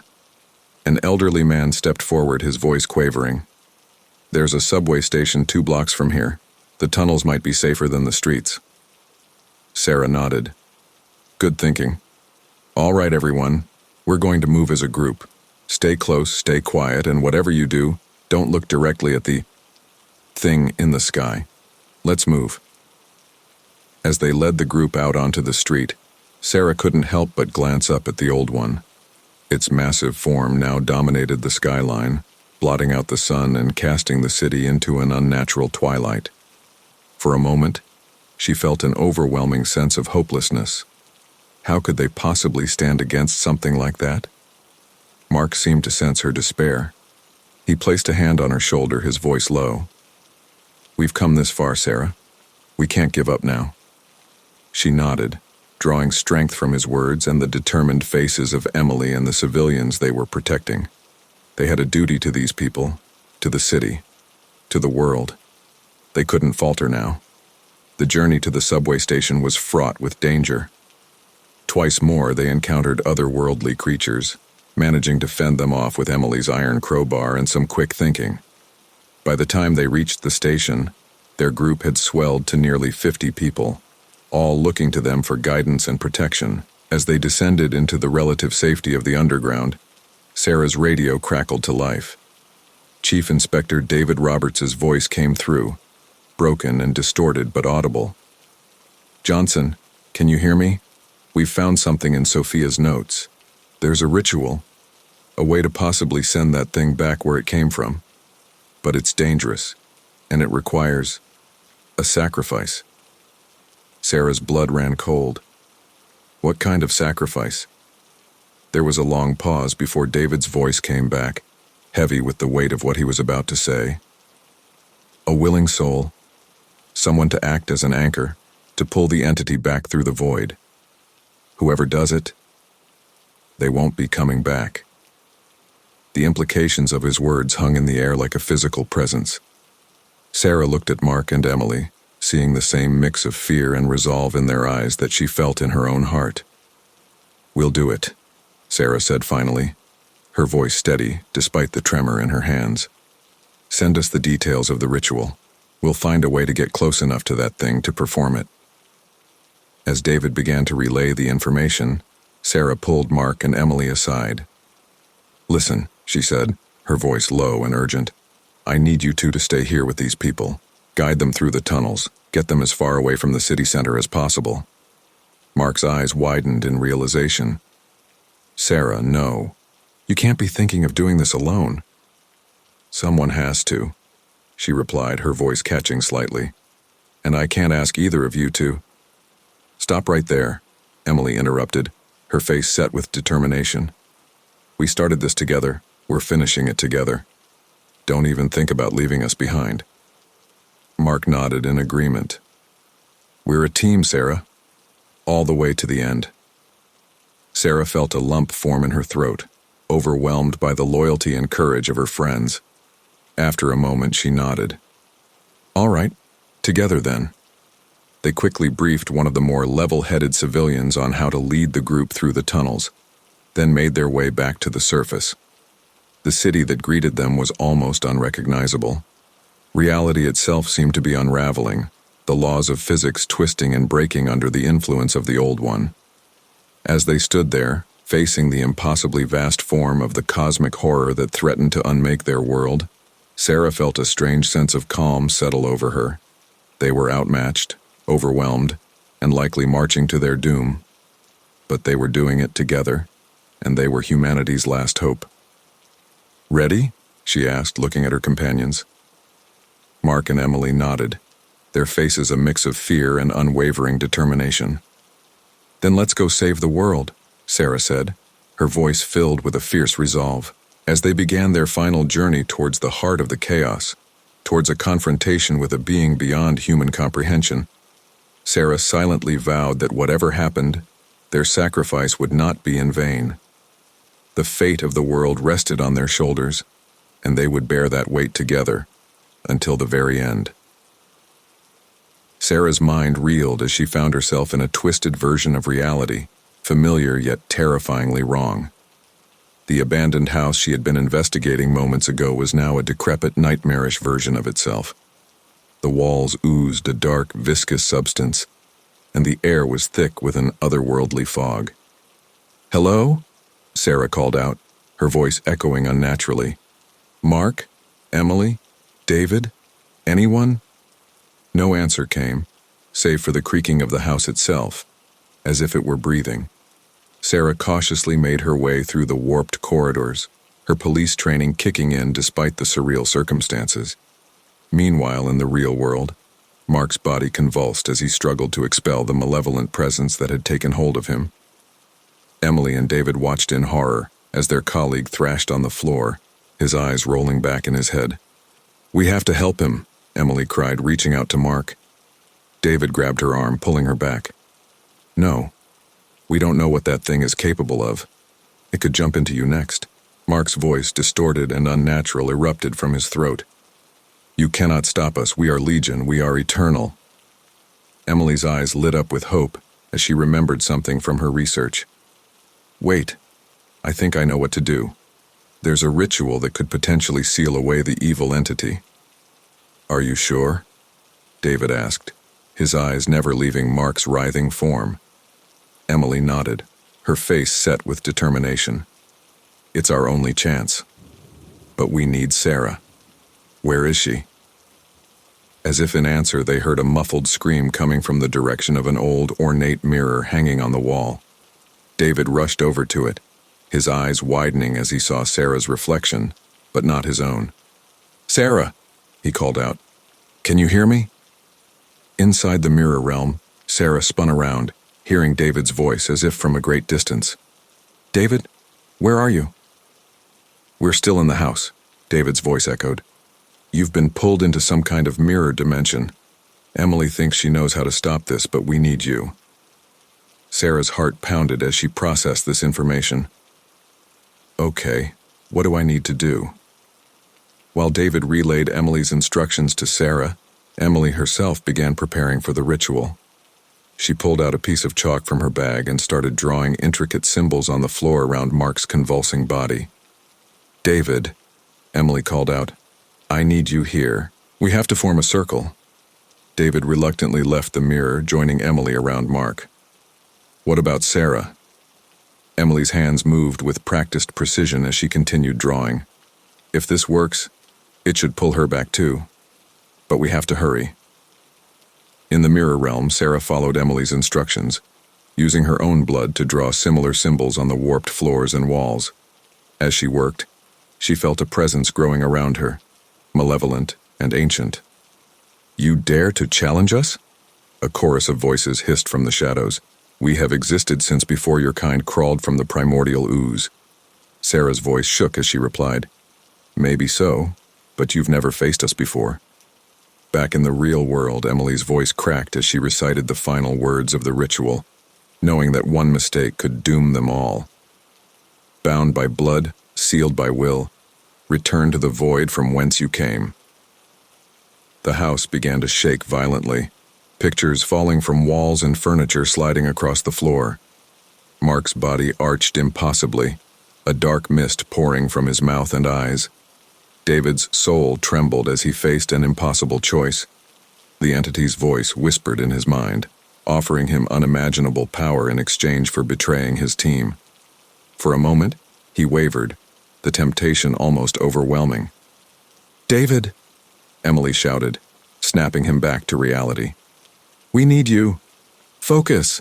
David's resolve strengthened as he made his choice, rejecting the entity's offer and standing firm with his team.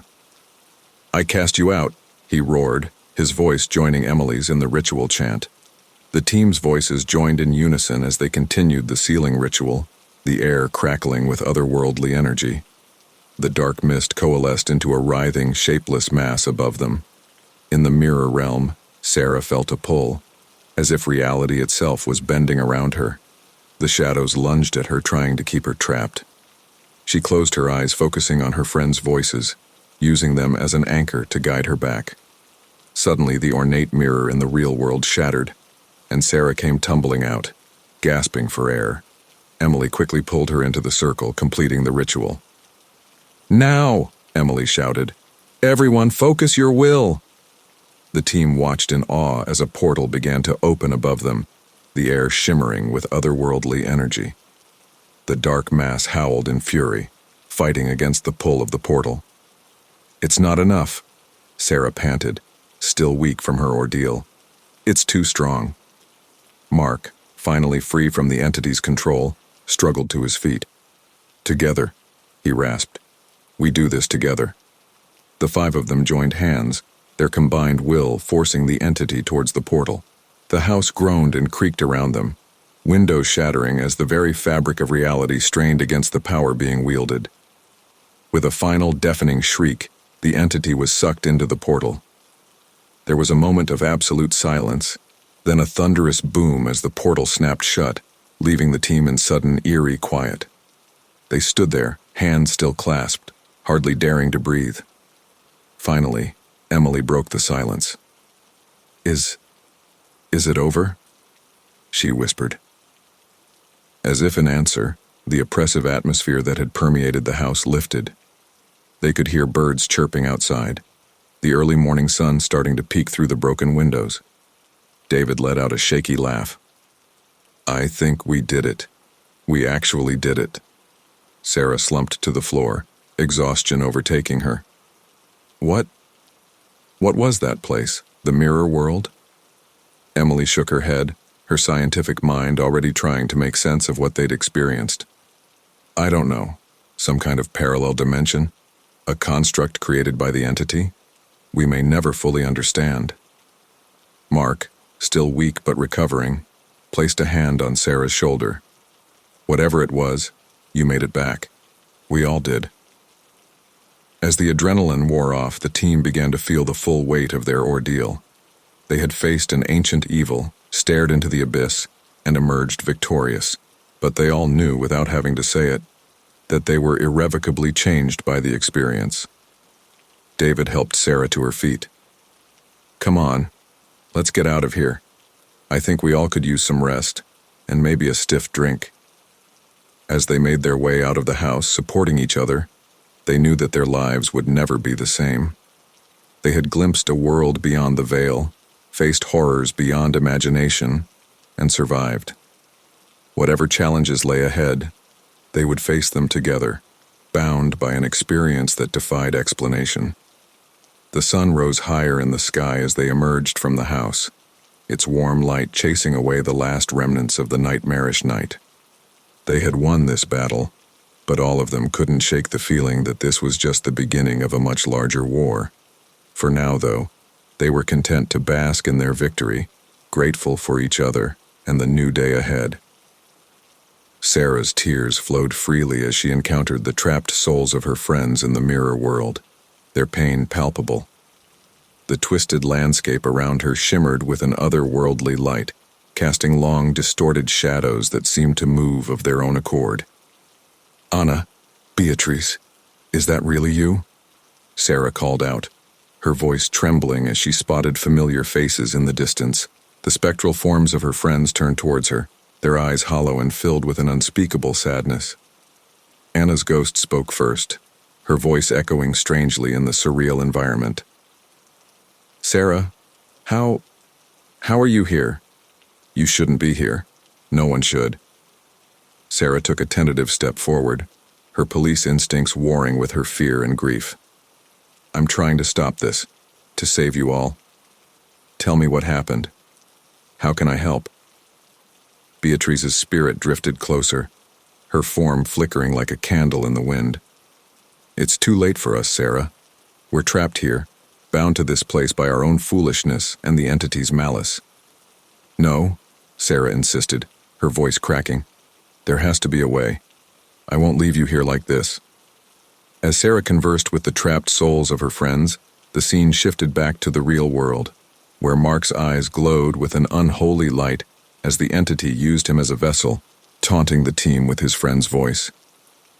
"Your efforts are futile," the entity sneered through Mark's mouth, his face contorted into an unnatural grin. "Your friend is lost in a realm beyond your reach, and this body will soon be mine completely." Emily's hands moved with practiced precision as she drew intricate symbols on the floor around Mark's possessed form, the ritual reaching its climax. Her voice was steady as she chanted in an ancient language, but beads of sweat formed on her brow, betraying the strain she was under. David circled the room, his gun drawn but useless against this supernatural threat. "Keep going, Emily.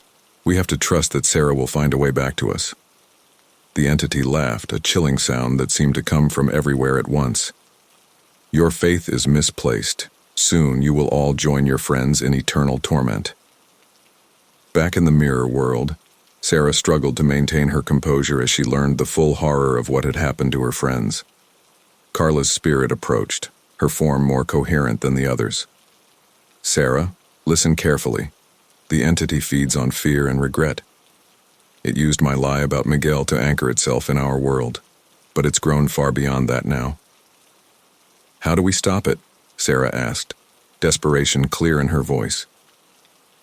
Elisa's ghost answered, her words fading in and out like a bad radio signal. "There's a way, but the cost is high. You must sever its connection to this realm." Sarah's mind raced, trying to piece together the fragmented information. Sever its connection? How? Anna's spirit placed a cold, ethereal hand on Sarah's shoulder. "The ritual your friends are performing in the real world. It's only half of the solution. You need to complete it from this side." "But I don't know how," Sarah exclaimed, frustration and fear battling for dominance in her voice. Beatrice's ghost pointed to a shimmering patch of air nearby. "Through there, you can see your friends. Watch, learn, mirror their actions." Sarah turned to see a wavering image of the real world, where Emily continued her intricate ritual. With a deep breath, Sarah began to mimic Emily's movements, drawing symbols on the shifting ground of the mirror realm. In the real world, Emily's voice cracked as she recited the final words of the ritual, knowing that one mistake could doom them all. "By the powers of earth and sky, by the world that was and will be, I bind thee." As if in response, the symbols Sarah drew in the mirror world began to glow with an intense otherworldly light, The trapped souls of her friends gathered around her, lending their energy to her efforts. David's resolve wavered as the entity offered him unimaginable power in exchange for betraying his team. Its voice slithered into his mind, tempting and terrible. "Join us, David. With your strength and our power, you could reshape the world as you see fit." For a moment, David's eyes glazed over, the offer almost too tempting to refuse. But then he heard Emily's strained voice and Mark's pained groans, snapping him back to reality. "Never," David growled, his face set with determination. "I won't abandon my friends or my principles." The entity's rage was palpable, causing the very air to vibrate with malevolent energy. "Then you will die with them." As the ritual reached its crescendo, the boundaries between the real world and the mirror realm began to blur. Sarah could see her friends more clearly now, and they could see her. "Sarah!" Emily cried out, her eyes wide with a mixture of relief and fear. "Whatever you're doing, keep going. It's working."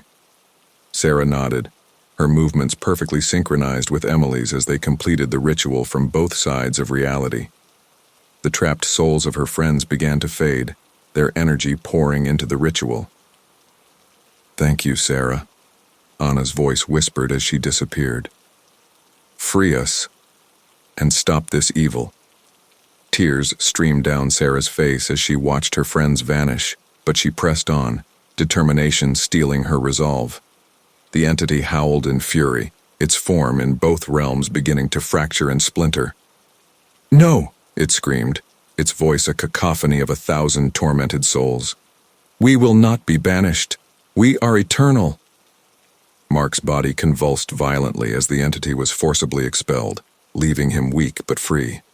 He collapsed to the ground, gasping for air. "God, what happened?" Emily rushed to Mark's side, checking his vital signs while maintaining the ritual. "Stay with us, Mark. It's almost over." David's voice boomed with authority as he commanded the entity to leave, his words carrying a supernatural weight. "By the power of our united will, I cast you out. Return to the void from whence you came."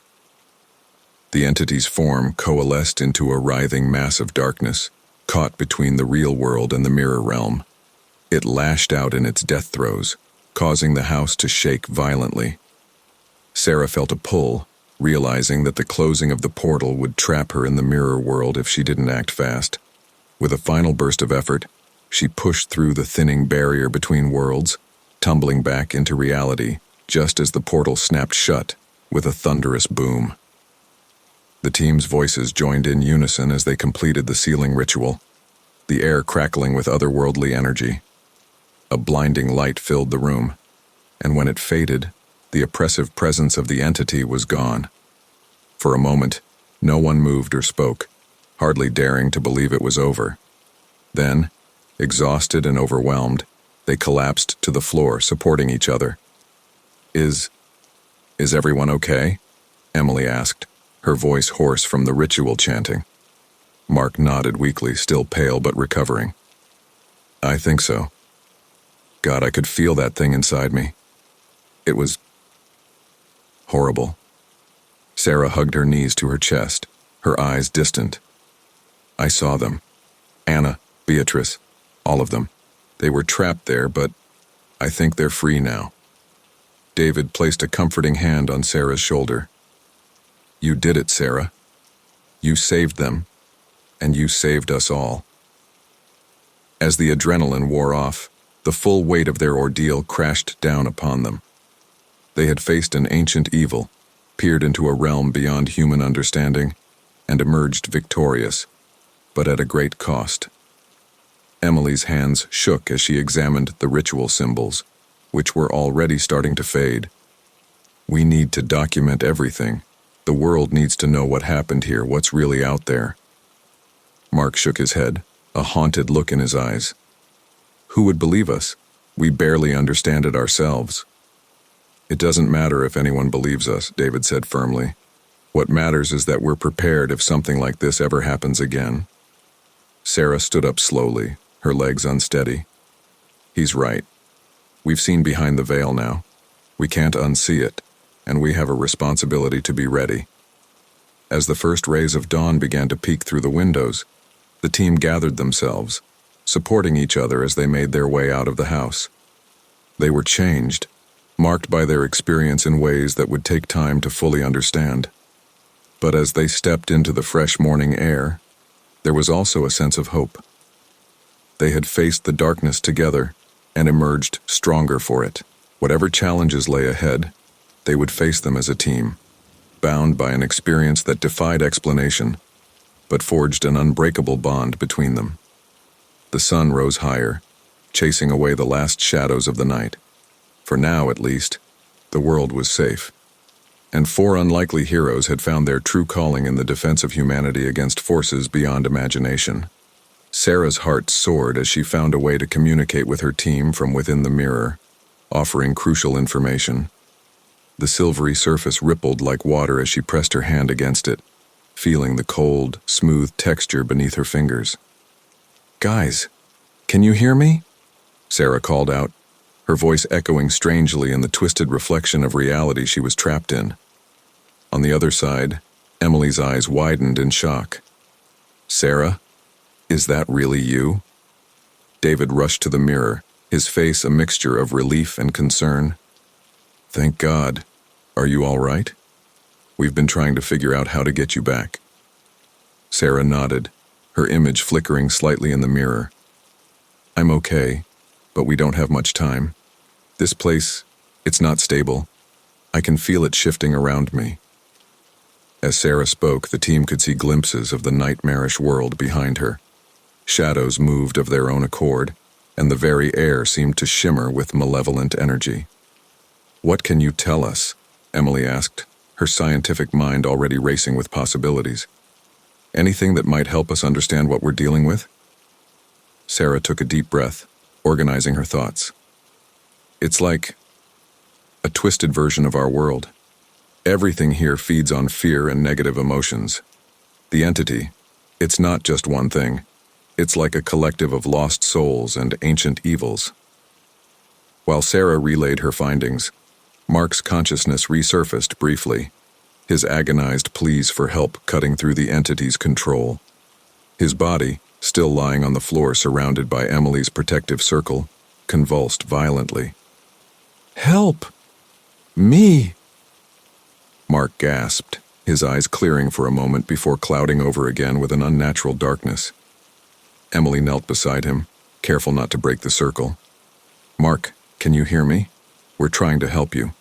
Just hold on a little longer." David's fists clenched at his sides, frustration evident in his voice. "We need to do something now. We can't just stand here while that thing takes over Mark completely." Sarah's voice came through the mirror again, urgent and clear. "There's a ritual. I saw it. Or felt it, I guess. It's hard to explain. But I think it could banish the entity and free Mark." Emily's eyes lit up with hope. "A ritual? Can you describe it?" As Sarah began to explain, her words sometimes garbled by static-like interruptions, Emily scrambled to take notes. The ritual was complex, involving intricate symbols, specific incantations, and a delicate balance of energies. "It's risky," Sarah warned, her image in the mirror starting to waver. "If we make even one mistake, it could make things much worse." David ran a hand through his hair, weighing their options.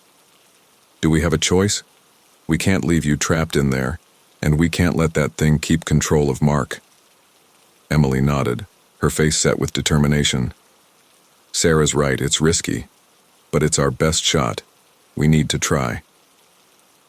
As Emily began preparing for the ritual, drawing complex symbols on the floor around Mark's thrashing form, Sarah continued to offer guidance from the mirror realm. Her voice grew fainter with each passing moment, the connection between worlds becoming increasingly unstable. "Remember," Sarah's fading voice cautioned, "the ritual has to be performed simultaneously on both sides of the mirror. I'll do what I can from here, but you have to trust me." David paced nervously, keeping an eye on both Mark and the mirror. "How will we know if it's working?" "You'll know," Sarah replied cryptically, her image flickering more intensely. As Emily completed the preparations, she took a deep breath, steadying herself. "Okay, I think we're ready. Sarah, can you still hear me?" A faint yes came through the mirror, barely audible. Emily's voice cracked as she recited the final words of the ritual, knowing that one mistake could doom them all. "By the powers that bind and separate, by the veil between worlds, we call upon the ancient forces to right what has been wronged." As Emily chanted, the air in the room began to thicken, becoming heavy with an otherworldly presence. The symbols drawn on the floor started to glow with an eerie light, pulsing in rhythm with Emily's words. In the mirror realm, Sarah mimicked Emily's actions, drawing similar symbols in the shifting landscape around her. The trapped souls she had encountered earlier gathered around her, lending their energy to the ritual. Back in the real world, Mark's body arched impossibly as the entity fought against the ritual's power. His voice, distorted and inhuman, roared in defiance. "You cannot banish us. We are eternal." David's soul trembled as he faced an impossible choice. The entity's voice whispered in his mind, offering him unimaginable power in exchange for disrupting the ritual. For a moment he wavered, the temptation almost overwhelming. "David!" Emily shouted, her concentration nearly breaking. "Whatever it's offering you, it's a lie. Stay with us." David's resolve wavered as the entity's offer became more enticing. Visions of power, wealth, and influence flashed before his eyes. For a brief moment, he considered reaching out to break the ritual circle. But then he heard Sarah's voice, faint but determined, coming through the mirror. "David, remember who you are. Remember what we're fighting for." Those words snapped David back to reality.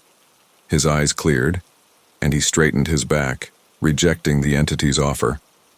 "No," he said firmly, "I stand with my friends." As David reaffirmed his loyalty, a surge of energy pulsed through the ritual circle. The symbols glowed brighter, and Mark's body lifted off the ground, suspended in midair. Emily's chanting grew louder, her voice gaining strength as she felt the ritual taking effect. The air crackled with power, and a wind that shouldn't have been possible indoors whipped around the room. In the mirror realm, Sarah felt a pull, as if reality itself was bending around her. The trapped souls that had been helping her began to fade, their energy pouring into the ritual. "It's working," Sarah shouted, her voice barely audible through the chaos. "Keep going." The team watched in awe as a portal began to open above them, the air shimmering with otherworldly energy. The entity, now fully visible as a writhing mass of darkness, howled in fury as it was drawn towards the portal. "No!" it screamed, its voice a cacophony of 1,000 tormented souls. "We will not be denied." Mark's body convulsed one final time as the entity was forcibly expelled, leaving him weak but free. He collapsed to the ground, gasping for air. Emily's voice rose to a crescendo as she spoke the final words of the ritual. "By our will, and the ancient pact, we cast you out. Return to the void from whence you came." The portal pulsed with blinding light, and the entity was sucked into it with a deafening shriek. For a moment, everything was still and silent. Then, with a thunderous boom, the portal snapped shut. As the dust settled, the team looked around in disbelief. Mark groaned on the floor, slowly regaining consciousness. The mirror, which had been their link to Sarah, now showed only their own reflections. "Sarah?" Emily called out, her voice hoarse. "Sarah, can you hear us?" For a terrifying moment, there was no response. Then, with a sound like shattering glass, the mirror's surface rippled, and Sarah tumbled out, gasping for air.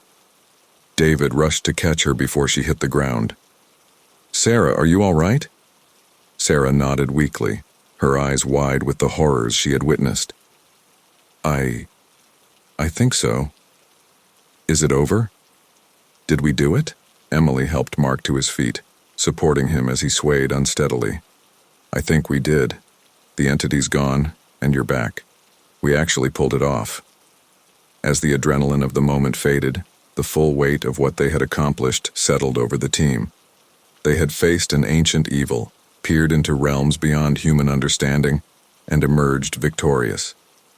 David looked at each of his teammates in turn, a newfound respect in his eyes. We did this together. Whatever happens next, whatever's out there, we face it as a team. The others nodded in agreement, a bond forged in the crucible of their shared experience.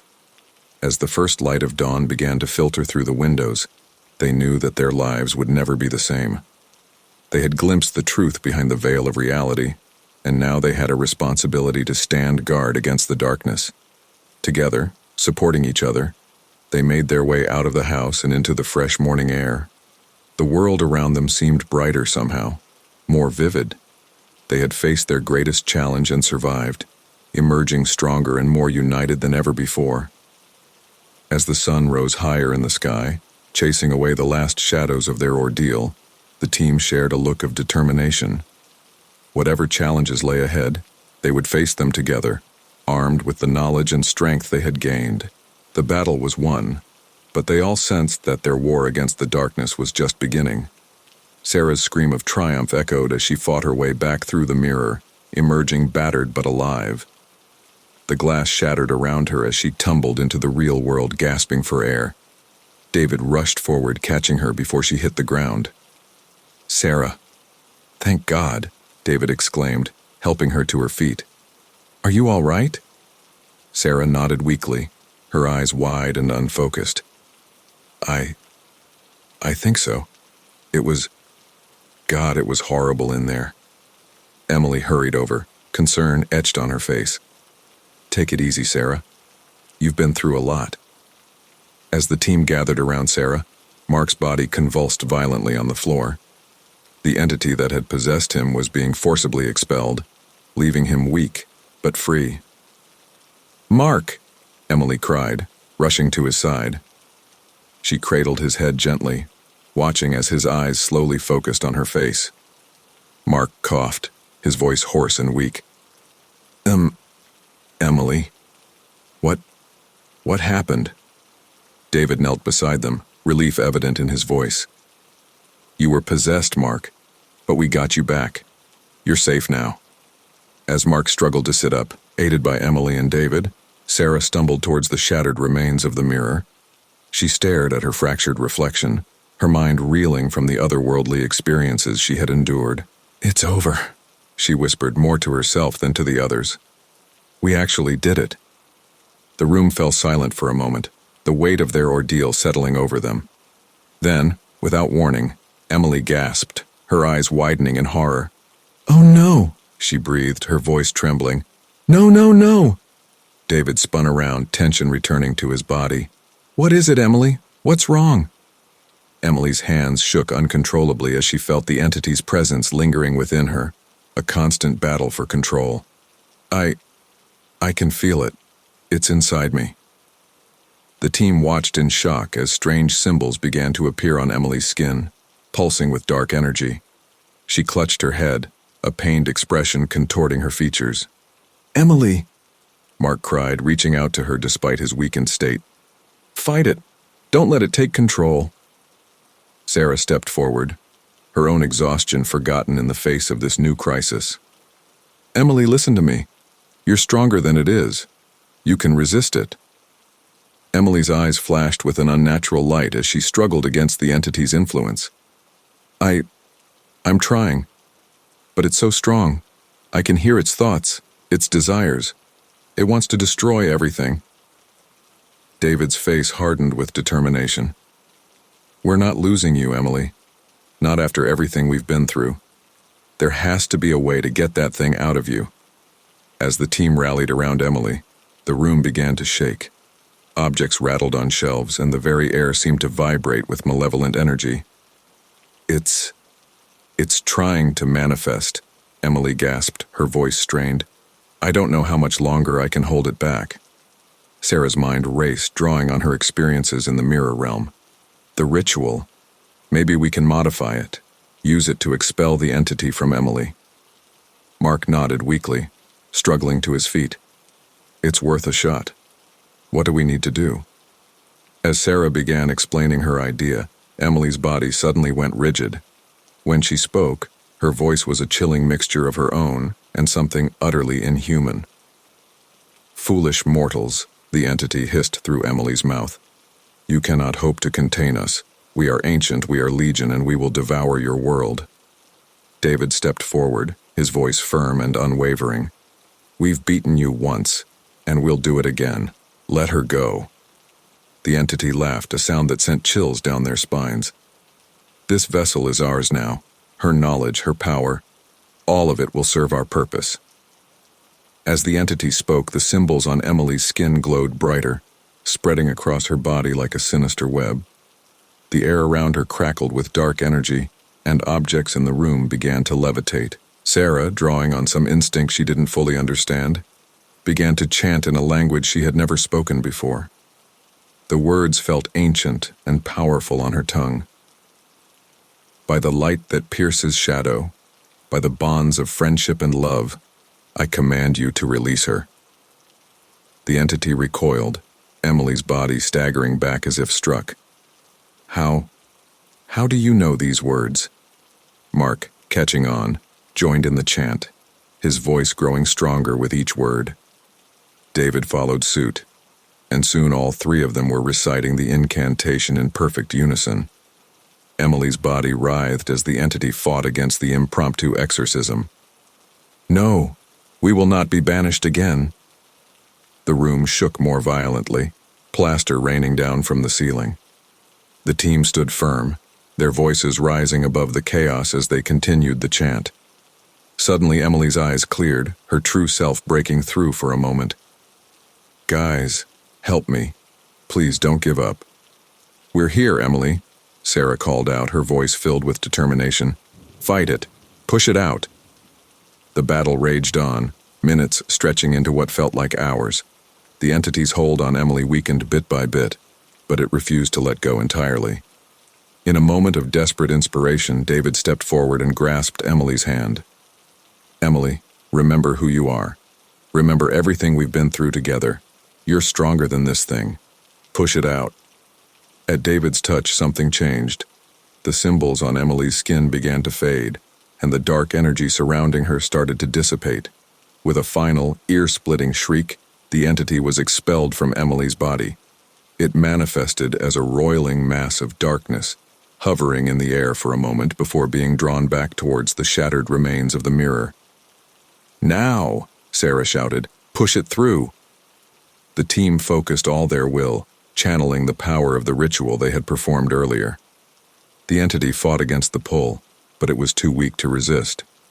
With a sound like thunder, the entity was sucked into the mirror fragments. The shards glowed with an intense light for a moment before turning to dust, scattering across the floor. Silence fell over the room. Emily collapsed, caught by David before she hit the ground. The team gathered around her, anxious and exhausted. "Emily," Mark called softly, his voice filled with concern. "Can you hear us?" Slowly, Emily's eyes fluttered open. She looked at each of her friends in turn, a weak smile forming on her lips. "Hey guys, did we win?" The tension broke, replaced by relieved laughter and tears. They had done it. Against all odds, they had faced an ancient evil and emerged victorious. As the first light of dawn filtered through the windows, the team helped each other to their feet. They were battered, exhausted, and forever changed by their experience, but they were alive and together. Sarah looked at her friends, a mix of emotions playing across her face. "So, what do we do now?" David squared his shoulders, a determined glint in his eye. "Now, we prepare. Because if there's one thing we've learned, it's that there are forces out there beyond our understanding, and someone needs to stand ready to face them."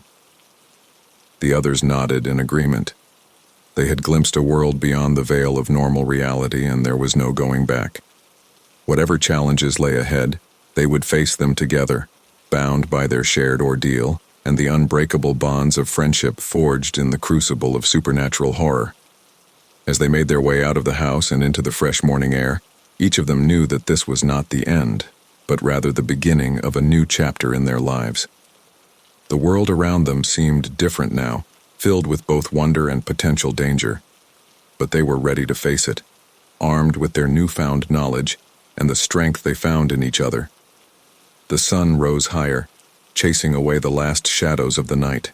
For now, at least, the world was safe, and four unlikely heroes had found their true calling in the defense of humanity against forces beyond imagination. Sarah's legs gave out as the adrenaline wore off, the full weight of her ordeal crashing down upon her. She stumbled, catching herself against the wall of the now quiet house. The morning sun streamed through the windows, casting long shadows that seemed to dance with lingering otherworldly energy. "Whoa, easy there," David said, quickly moving to support her. "Let's get you seated." As David helped Sarah to a nearby chair, Emily busied herself checking on Mark, who was still visibly shaken from his possession experience. "How are you feeling, Mark?" Emily asked, her voice soft with concern. Mark's tears flowed freely as he recounted his experience of possession, the trauma evident in his voice. God, Emily, it was horrible. I could feel it inside me, controlling my body, my thoughts. I was screaming, but no one could hear me." Emily placed a comforting hand on his shoulder. "You're safe now, Mark. We got you back. That's what matters." Sarah looked up, her eyes haunted by what she had seen in the mirror realm. "We may be safe for now, but what about next time? There's so much out there we don't understand." David paced the room, his mind racing. "We need to document everything that happened here. Every detail, no matter how small or strange it might seem." "Who would believe us?" Mark asked, his voice hollow. "We barely understand it ourselves." Emily stood up, a determined look on her face. "It doesn't matter if anyone believes us right now. What matters is that we're prepared if something like this ever happens again." As the team began to gather their thoughts, a sharp knock at the door made them all jump. David moved cautiously to answer it, his hand instinctively reaching for a weapon that wasn't there. To their surprise, it was Detective Johnson from the local police department. Her eyes widened as she took in the disheveled appearance of the group and the state of the house. "What in the world happened here?" she demanded, stepping inside. "We've had reports of strange noises and lights coming from this place all night." The team exchanged glances, silently debating how much to reveal. Finally, Sarah spoke up. "Detective, you might want to sit down for this," she said, gesturing to a chair. "It's a long story, and I'm not sure you'll believe it." Over the next hour, the team took turns recounting their harrowing experience. They told Detective Johnson about the seance, the possessed friends, the mirror realm, and the ancient entity they had battled. To their surprise, the detective listened without interruption, her face growing more serious with each passing minute. When they finished, Detective Johnson was silent for a long moment. Then she sighed heavily. "Under normal circumstances, I'd think you were all crazy or on drugs, but..." "But?" David prompted, leaning forward. "But this isn't the first time I've heard stories like this," she admitted. "Over the years, there have been incidents. Things that don't add up, that can't be explained by normal means." The team exchanged shocked glances. Emily was the first to recover. "You mean you've seen things like this before?" Detective Johnson shook her head. "Not personally, no. But I've heard whispers, reports that get buried because no one knows how to deal with them. I always thought they were just urban legends or the ramblings of disturbed individuals. But now you're not so sure," Sarah finished for her. The detective nodded. "I'm not saying I believe everything you've told me, but I can't deny that something extraordinary happened here. The question is, what do we do about it?" David stepped forward, his face set with determination. "We prepare, we study, we make sure we're ready if something like this ever happens again." "And how do you propose to do that?" Detective Johnson asked, raising an eyebrow. "We have resources," Emily chimed in. "I have contacts in the academic world who study paranormal phenomena. Most of them are dismissed as crackpots, but maybe some of their research has merit." Mark, who had been quiet for most of the conversation, suddenly spoke up. I have an uncle who works for a private security firm. He's always hinted that they deal with unusual situations. Maybe he could help." Sarah nodded, her mind racing with possibilities. "And I still have some of the knowledge I gained from the mirror realm. It's hazy, like trying to remember a dream, but it's there." Detective Johnson looked at each of them in turn, her expression a mixture of disbelief and grudging respect. "You're really serious about this, aren't you?" "We don't have a choice," David said firmly. "We've seen what's out there. We can't just ignore it and go back to our normal lives." The detective was silent for a long moment, weighing her options. Finally, she reached into her pocket and pulled out a business card. "All right, I can't officially endorse any of this, you understand? But if you find out anything concrete, anything that could help protect people, you call me, day or night." As Detective Johnson left, the team felt a mix of relief and trepidation. They had an ally, however tentative, but the road ahead was uncertain and fraught with danger. "So," Mark said, breaking the silence, "what's our next move?" Emily pulled out her phone. "I'm going to start reaching out to my contacts. We need to gather as much information as we can." David nodded. "I'll work on securing us a base of operations. We can't keep meeting in haunted houses." Sarah stood up, her legs steadier now. "And I'll try to document everything I can remember from the mirror realm. Maybe there are clues there that can help us." As they began to make plans, a sense of purpose filled the room. They had faced unimaginable horrors and emerged victorious, but they all knew this was just the beginning. "We should come up with a name," Mark suggested, a hint of his old humor returning. "Every secret paranormal investigation team needs a cool name." The others chuckled, grateful for the moment of levity. "How about the Veil Breakers?" Sarah offered. "The Midnight Watch," Emily countered. David shook his head, smiling. "We'll work on it. For now, let's focus on getting ourselves organized and prepared." As they left the house, stepping into the bright morning sunlight, each of them felt the weight of their new responsibility. They had glimpsed beyond the veil of reality, and now they stood as guardians against the darkness that lurked just out of sight. The world around them seemed both familiar and strange, filled with hidden dangers and untold wonders. But as they looked at each other, they knew they could face whatever challenges lay ahead. They were no longer just friends brought together by chance. They were a team, forged in the crucible of supernatural horror, ready to defend humanity against forces beyond imagination. As they walked away from the house, leaving behind the site of their terrifying ordeal, they knew that their lives would never be the same. But they were ready for whatever came next, bound together by their shared experience and the unbreakable bonds of friendship and trust they had forged. The sun climbed higher in the sky, chasing away the last shadows of their nightmarish adventure. For now, the world was safe, and 4 unlikely heroes had found their true calling. The battle was over, but the war against the darkness had just begun. Sarah's nightmares intensified as she relived her time in the mirror world, waking up screaming night after night. The darkness of her bedroom seemed to close in around her, shadows dancing at the edge of her vision. She fumbled for the light switch, her heart pounding in her chest. As the room flooded with light, Sarah took deep, shuddering breaths. "It's not real," she whispered to herself. "You're safe now. It's over." But even as she spoke the words, she knew they weren't entirely true. The ordeal might be over, but its effects lingered, haunting her every moment. Across town, Mark tossed and turned in his bed, sweat beading on his forehead. In his dreams, he felt the entity taking control of his body again, its malevolent presence seeping into every corner of his mind. He jolted awake with a gasp, his eyes darting around the room wildly. "No, no, no," he muttered, grabbing his phone and dialing with shaking hands. Emily answered on the third ring, her voice groggy with sleep. "Mark, what's wrong? It's 3 a.m. "I can still feel it, Em," Mark said, his voice trembling. "The entity. It's like it left something behind inside me." Emily sat up in bed, fully awake now.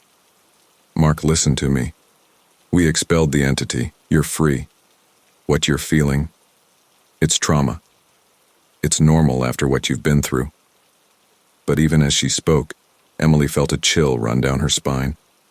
She looked down at her arms, where faint traces of the symbols that had appeared during her brief possession still lingered.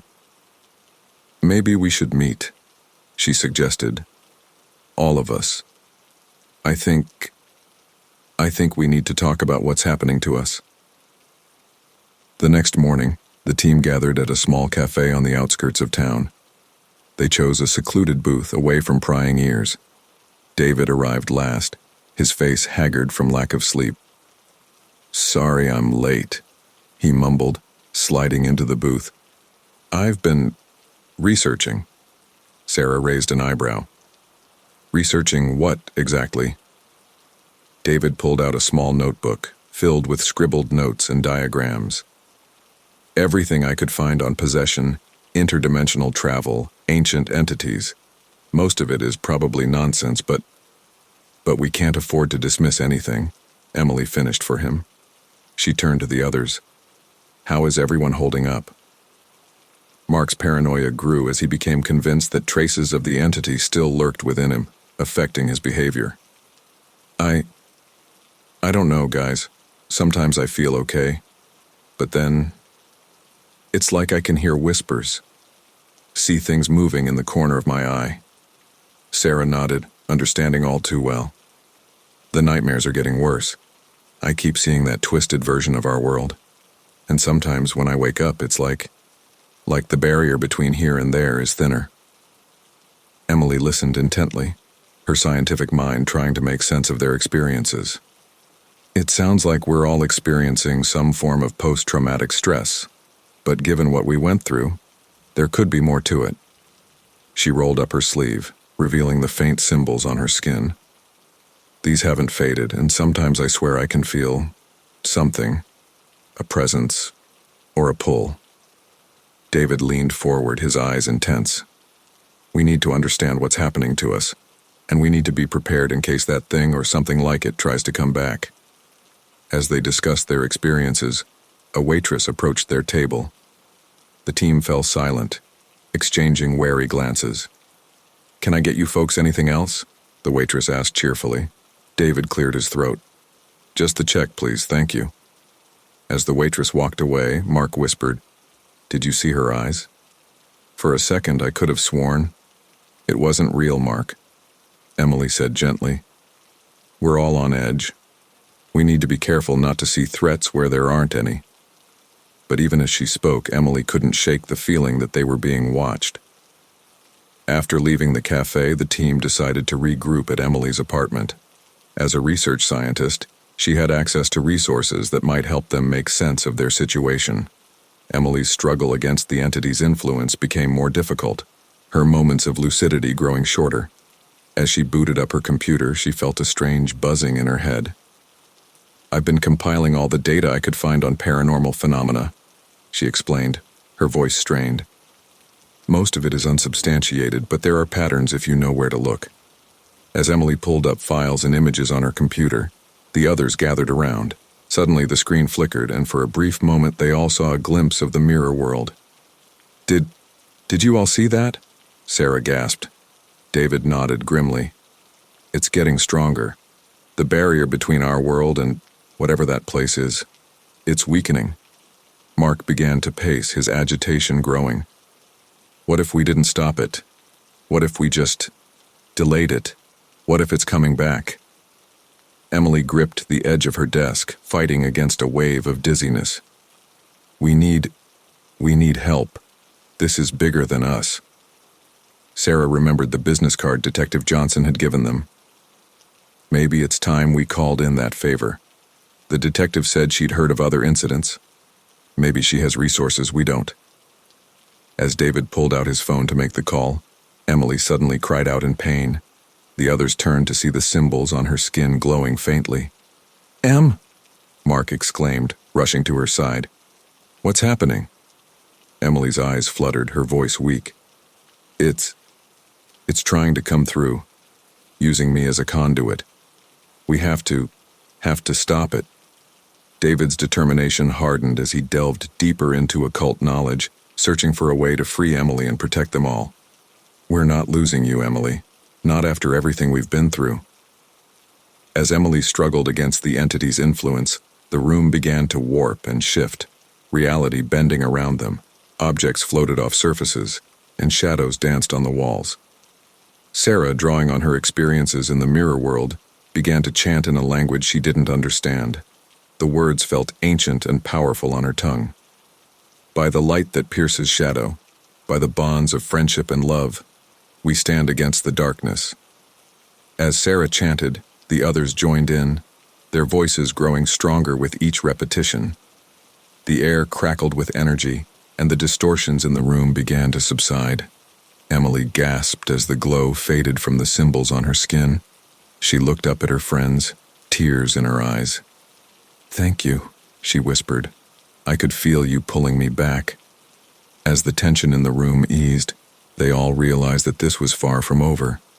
They had won a small battle, but the war was just beginning. David's voice was firm as he addressed the team. "We need to be ready. Whatever's out there, whatever's trying to break through, we're the only ones who understand what we're up against." Sarah nodded, a determined glint in her eye. "We've seen behind the veil. We can't unsee it. It's our responsibility to stand guard." Mark, his earlier panic subsiding, squared his shoulders. "So, what's our next move?" Emily, still weak but recovering, turned back to her computer. "We learn, we prepare, and we stay together. Whatever's coming, we face it as a team." As they began to plan their next steps, each of them felt the weight of their new purpose. They had glimpsed a world beyond imagination, faced horrors that defied explanation, and emerged changed but unbroken. The sun began to set outside Emily's apartment, casting long shadows that seemed to hold secrets of their own. But for the first time since their ordeal began, the team felt a glimmer of hope. They were no longer victims of forces beyond their control. They were guardians, standing at the threshold between worlds, ready to face whatever horrors might emerge from the darkness. As night fell, they continued their work, knowing that their greatest challenges still lay ahead, but they would face them together, bound by an experience that defied explanation and a friendship forged in the crucible of supernatural terror. Sarah's research led her to a remote monastery, where ancient texts spoke of a way to cleanse possessed souls. The team had been following leads for weeks, each of them grappling with the aftermath of their supernatural encounter in their own ways. As their rented SUV wound its way up the narrow mountain road, Sarah pored over her notes one last time. According to the texts, this monastery has been a bastion against dark forces for centuries. If anyone can help us, it's them. David, at the wheel, nodded grimly. "Let's hope so. We're running out of options." In the back seat, Mark fidgeted nervously, his eyes darting from shadow to shadow outside the car windows. His paranoia had reached new heights, convinced that traces of the entity still lurked within him. "Guys," he said, his voice trembling. "What if we're walking into a trap? What if the entity led us here?" Emily, sitting beside him, placed a comforting hand on his arm. "Mark, we've been over this. We're following solid research, not some supernatural breadcrumb trail." As they approached the monastery gates, an imposing structure loomed before them, its ancient stones seeming to pulse with hidden power. A robed figure emerged from the mist, raising a hand in greeting. "Welcome, seekers," the monk said, his voice surprisingly young. "We've been expecting you." The team exchanged wary glances. David spoke first. "You've been expecting us? How?" The monk smiled enigmatically. "The old ways of knowing still hold power here. Come, Brother Alejandro is waiting for you in the library." As they followed the monk through winding corridors, Sarah couldn't shake the feeling that the very walls were watching them. Ancient tapestries depicted battles between light and darkness, and the air hummed with an energy that set their teeth on edge. They entered a vast library, its shelves stretching up into shadowy heights. An elderly monk, presumably Brother Alejandro, sat at a large oak table surrounded by open books and scrolls. "Ah, the touched ones," Brother Alejandro said, looking up from his work. "You've come seeking cleansing, have you not?" Emily stepped forward, rolling up her sleeve to reveal the fading but still visible symbols on her skin. "Can you help us? These marks, they're not natural." Brother Alejandro's eyes widened as he examined the symbols. "Indeed, they are not. You've faced something ancient and terrible. Tell me everything."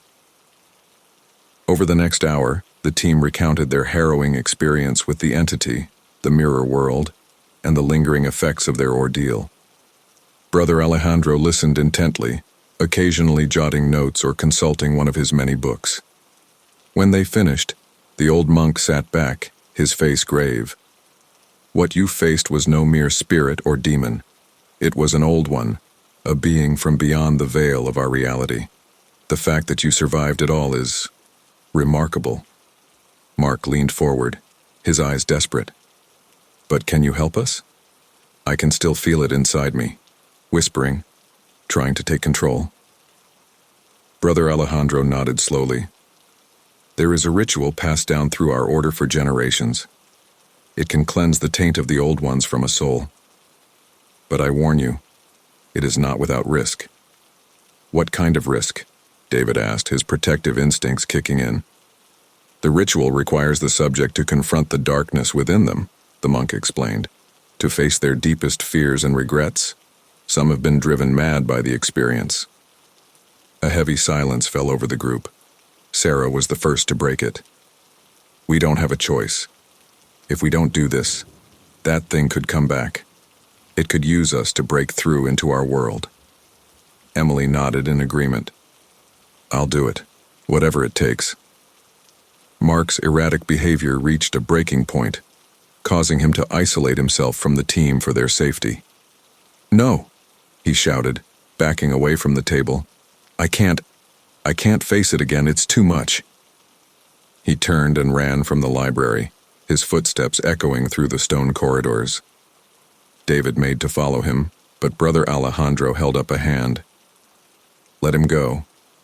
He must choose this path for himself. We cannot force healing upon the unwilling." As night fell, preparations for the ritual began. Emily's inner battle manifested physically as strange symbols appeared on her skin, pulsing with dark energy. She sat in the center of an intricately drawn circle, candles flickering at key points around her. Brother Alejandro began to chant in an ancient language, his voice resonating with power. Sarah and David stood at the edge of the circle, ready to intervene if necessary. As the chant grew louder, Emily's body began to levitate slightly off the ground. Her eyes rolled back and she spoke in a voice not her own. "You think you can banish us?" the entity hissed through Emily's mouth. "We are eternal. We are legion." David's pursuit of knowledge came at a great cost as he made deals with questionable entities, compromising his integrity. In that moment, faced with the horror before him, he felt a pull from the dark powers he had communed with. "David," a seductive voice whispered in his mind, "embrace the darkness. With our power, you could save your friends and rule this pitiful world." Sarah noticed David's internal struggle and gripped his hand tightly. "Stay with us, David. We need you." Her touch anchored him, and David pushed away the tempting whispers. He joined his voice to Brother Alejandro's chant, lending his strength to the ritual. Emily's body convulsed violently as the entity fought against the cleansing power. "No," it screamed, "we will not be denied." Suddenly, Mark burst back into the library, his eyes wild but determined. "I'm sorry," he gasped. "I can't let you face this alone." He rushed to Emily's side, taking her hand. As he did, a shock of energy passed through them both. Mark cried out in pain but held on tightly. Brother Alejandro's voice rose to a crescendo. "By the ancient pact, by the light that pierces shadow, we cast you out. Return to the void from whence you came." A blinding light filled the room, and for a moment, Reality itself seemed to warp and bend. When it faded, Emily collapsed to the ground, the symbols on her skin fading away to nothing. Mark stumbled backward, looking dazed but somehow lighter. It's gone," he whispered. "I can't feel it anymore." As the team gathered around Emily and Mark, checking their vital signs and offering words of comfort, Brother Alejandro sagged against the table, looking exhausted but satisfied. "It is done," he said. "The taint of the old one has been cleansed from your souls. But remember, the barrier between worlds remains thin. You must stay vigilant." Sarah nodded, a new determination in her eyes. "We will. Thank you, Brother Alejandro. You've given us a chance to fight back." As dawn broke over the monastery, the team prepared to leave, each of them forever changed by their experience. They had faced their deepest fears, confronted the darkness within and without, and emerged stronger for it. David looked at each of his companions in turn. "Whatever comes next, we face it together. We've seen behind the veil, and now it's our responsibility to stand guard against the darkness." As they drove away from the monastery, the weight of their new purpose settled over them. They were no longer just survivors of a supernatural encounter. They were guardians, standing at the threshold between worlds, ready to face whatever horrors might emerge from the shadows. The road ahead was uncertain, fraught with danger and the unknown. But as they descended the mountain, the first rays of sunlight breaking through the mist, they felt a renewed sense of hope. Together, they would face the darkness, armed with knowledge, experience, and the unbreakable bonds of friendship forged in the crucible of their shared ordeal. Sarah's heart pounded as she led the team through a treacherous mountain pass, the monastery finally in sight. The ancient stone structure loomed before them, its weathered walls seeming to pulse with hidden power. The team had been on the road for days, following a trail of cryptic clues and arcane knowledge that had led them to this remote location. "There it is," Sarah breathed, her voice barely audible over the howling wind. "The Monastery of the Eternal Vigil." David, his face gaunt from sleepless nights and constant vigilance, nodded grimly. "Let's hope the answers we seek are inside those walls." As they approached the massive iron gates, Mark's screams echoed through the night air. He had insisted on undergoing a painful exorcism before they left, desperate to be free of the entity's lingering influence. "Make it stop," Mark cried, falling to his knees in the snow. "It's tearing me apart." Emily rushed to his side, her own face etched with concern and fatigue. "Hold on, Mark. We're almost there. Just a little further." The gates creaked open, revealing a hooded figure standing in the entranceway. The monk's face was hidden in shadow, but his voice carried an otherworldly authority. "Welcome, seekers of truth," the monk intoned. "You have been expected." David stepped forward, his hand instinctively reaching for the weapon concealed beneath his coat. "Expected? By whom?" The monk's hood tilted slightly, a hint of amusement in his voice. "By those who have watched the barriers between worlds since time immemorial. Come, there is much to be done, and little time." As they followed the monk through winding corridors lit by flickering torches, Sarah couldn't shake the feeling that they were being watched. Ancient tapestries depicted epic battles between light and darkness, and the very air seemed charged with mystical energy. They entered a vast circular chamber, its domed ceiling lost in shadow. In the center stood a raised dais, upon which rested an ornate mirror that seemed to ripple and shift as if it were made of liquid silver. "The Mirror of Souls," the monk explained, gesturing toward the artifact. "Through it, one may peer into the realm beyond and confront the darkness that lurks within." Emily's body suddenly levitated off the ground as the entity made its final push for control, her friends watching in horror. Her eyes rolled back, and when she spoke, it was with a voice that was not her own. "Fools," the entity hissed through Emily's mouth. "You have led us straight to the nexus of power. Now we shall break through and devour your world." The monk threw back his hood, revealing a face that seemed both ancient and ageless. Now, Guardians, the ritual must begin immediately. David's voice cracked as he recited an ancient incantation, gambling everything on this last-ditch effort to save Emily and stop the entity's incursion. By the power of the ancient pact, by the light that pierces shadow, we command you to release her. Sarah and Mark joined in, their voices rising in a desperate chorus. The air in the chamber began to swirl, forming a vortex of ethereal energy that centered on the Mirror of Souls. Emily's body arched impossibly as the entity fought against the ritual's power. Objects around the room began to levitate, swirling in the maelstrom of otherworldly forces. "You cannot stop us," the entity roared. "We are eternal. We are legion." The monk stepped forward, raising his arms. "Guardians, focus your will, channel your experiences, your fears, your triumphs. Only by facing the darkness within can you hope to vanquish the darkness without." Mark, drawing on newfound strength that surprised everyone, stepped onto the dais. He placed his hands on the Mirror of Souls, his voice ringing out with unexpected authority. "I've carried your poison inside me," he declared. "I've felt your whispers, your temptations. But I am stronger than you know. I reject you, now and forever."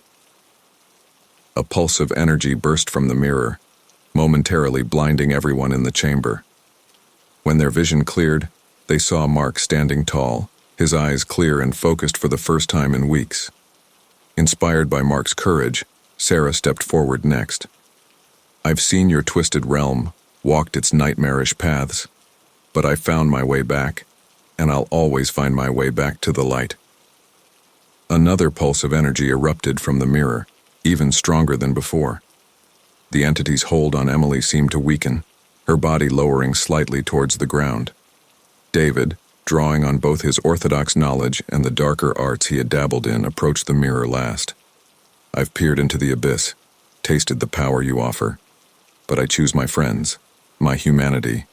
I choose the light." As David touched the mirror, a blinding column of light shot upward, piercing the shadows that had gathered in the domed ceiling. The entity let out an inhuman shriek of rage and pain. "Now!" the monk shouted. "Channel your combined will through the mirror. Cast out the darkness once and for all." The team stood united, their hands joined as they touched the Mirror of Souls. They focused all their experiences, their fears, their hopes, and their unbreakable bond of friendship into a single unified purpose.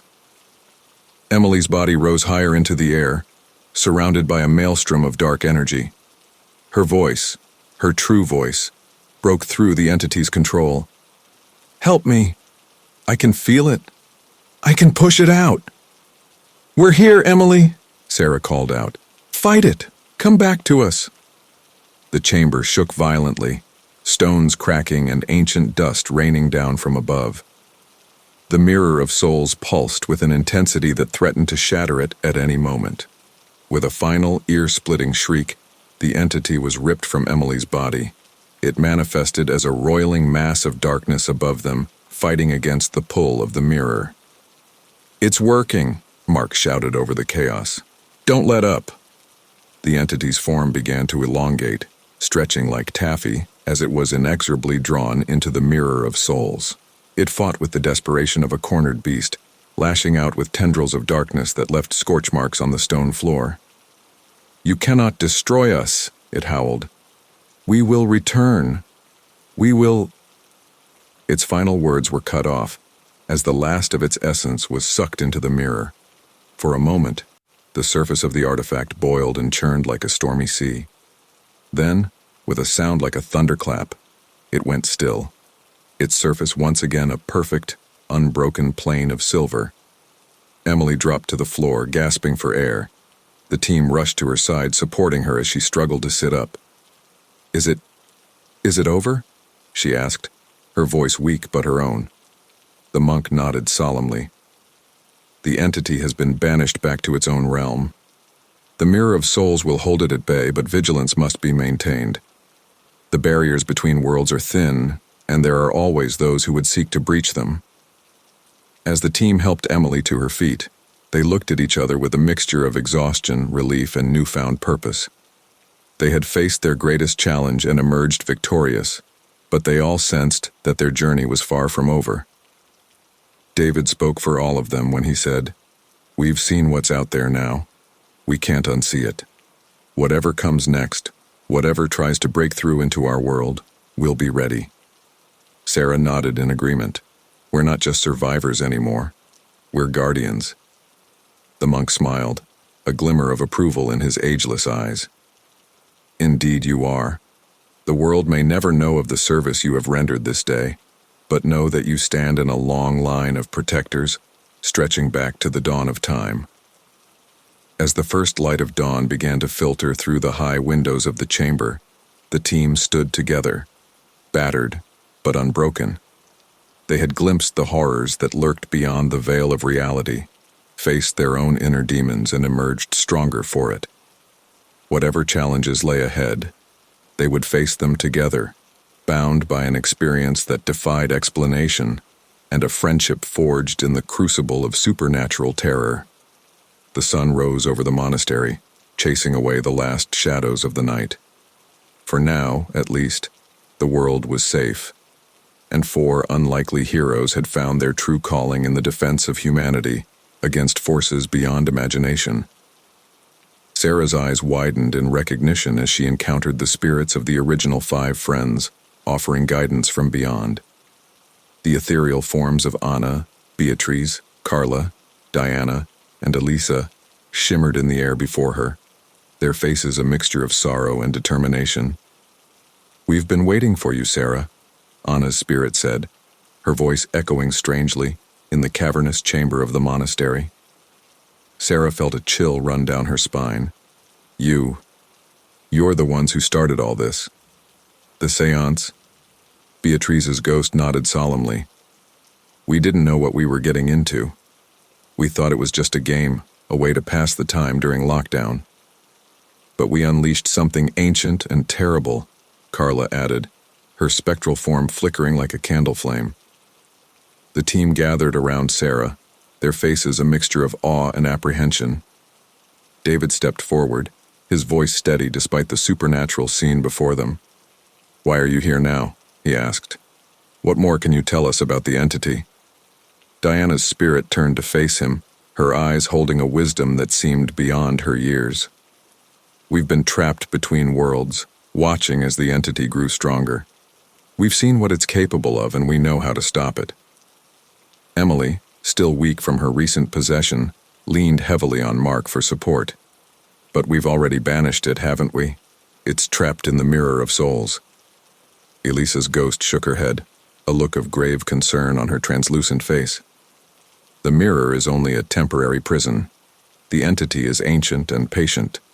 It will find a way to break free unless you seal it permanently." The team exchanged worried glances.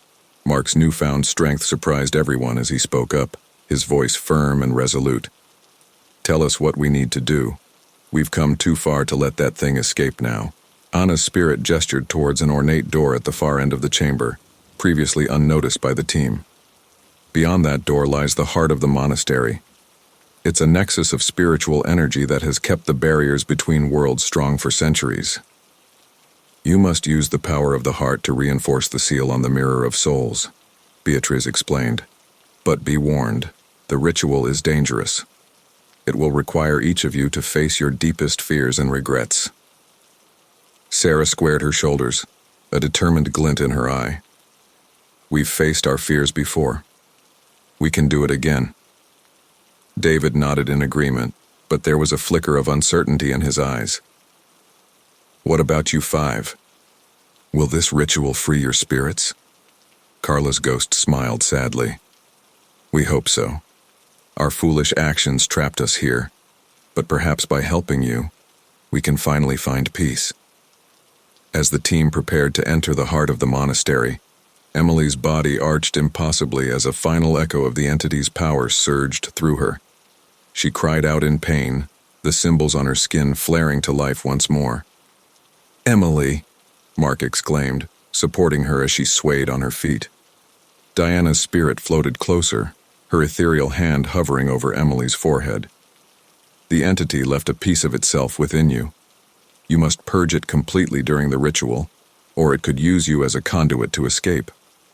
Emily's voice cracked as she spoke, fear and determination warring in her eyes. I understand. I won't let it use me again. The ghostly guides led the team to the ornate door, which swung open silently at their approach. Beyond lay a circular chamber, its walls covered in pulsing otherworldly symbols.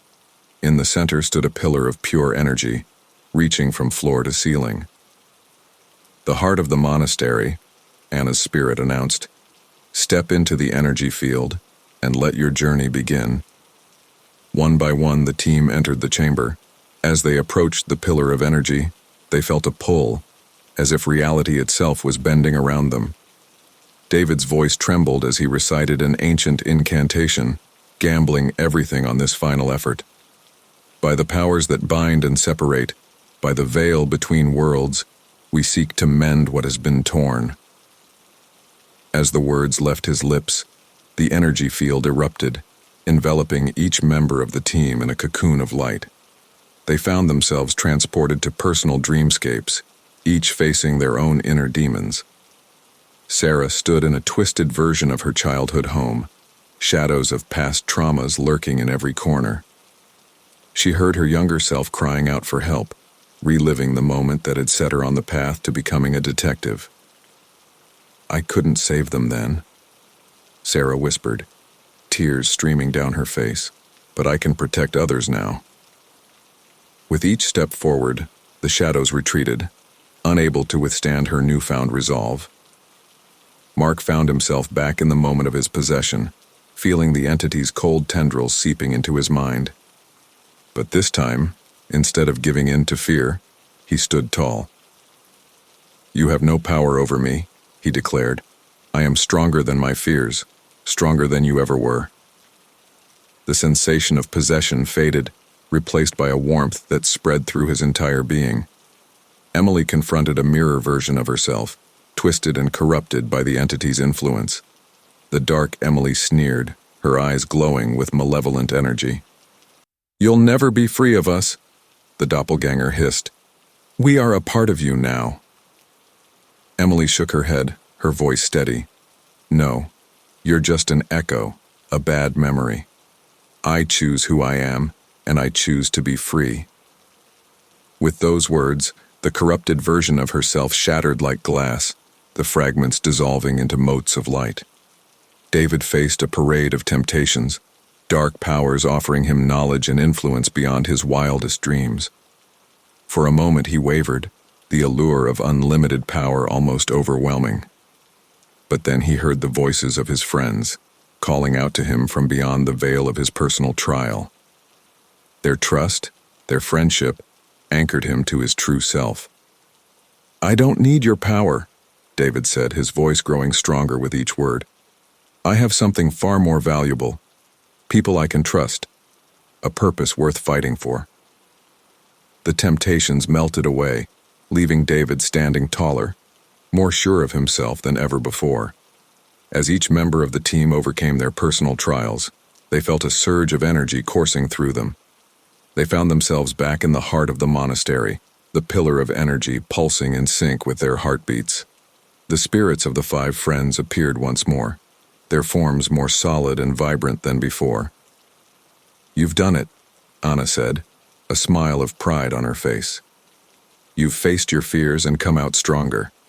Now focus your combined will on the mirror of souls. Seal the entity away for good. The team joined hands, forming a circle around the energy pillar. They closed their eyes, channeling every ounce of their newfound strength into the task at hand. The mirror of souls appeared in the center of their circle, its surface rippling and boiling as the entity within fought against its prison. But with each passing moment, the ripples grew calmer, the surface becoming more solid. It's working, Sarah exclaimed, her eyes wide with wonder. A blinding light filled the chamber, forcing everyone to shield their eyes. When it faded, the mirror of souls stood perfectly still, its surface now as hard and unyielding as diamond. The spirits of the 5 friends began to fade, their forms becoming translucent once more. Thank you, Beatrice said, her voice growing distant. You freed us and protected your world. Never forget the power you hold within you. As the spirits vanished, the team looked at each other, a mix of exhaustion and exhilaration on their faces. They had faced their deepest fears, confronted the darkness within and without, and emerged victorious. Emily's hands trembled as she examined her skin, finding no trace of the entity's symbols. It's over, she breathed. I can't feel it anymore. We're free. David nodded, a newfound sense of purpose in his eyes. We're free, but our work isn't done. There will always be forces trying to break through, to upset the balance between worlds. Then we'll be ready, Mark said, his voice filled with determination. Whatever comes next, we face it together. As they made their way out of the heart of the monastery, Sarah paused, looking back at the chamber that had changed their lives forever. We came here looking for answers, she said softly. But we found something much more important. Each other, and the strength we have together. The team stepped out into the monastery courtyard, the first rays of dawn breaking over the mountain peaks. They had entered as individuals, scarred by their supernatural encounters. They emerged as a team, bonded by shared trials and mutual trust. Whatever challenges lay ahead, they would face them united, guardians standing at the threshold between worlds, ready to protect humanity from forces beyond imagination. The sun rose higher, chasing away the last shadows of their ordeal, heralding the beginning of a new chapter in their extraordinary journey. The ancient stone walls of the monastery trembled as Sarah, Mark, Emily, and David faced their final confrontation with the malevolent entity. The air crackled with supernatural energy, and the scent of incense mixed with the acrid smell of fear. Sarah stood at the center of an intricately carved stone circle, her eyes blazing with determination. She raised her arms, drawing upon the monastery's ancient power, and her voice rang out with authority.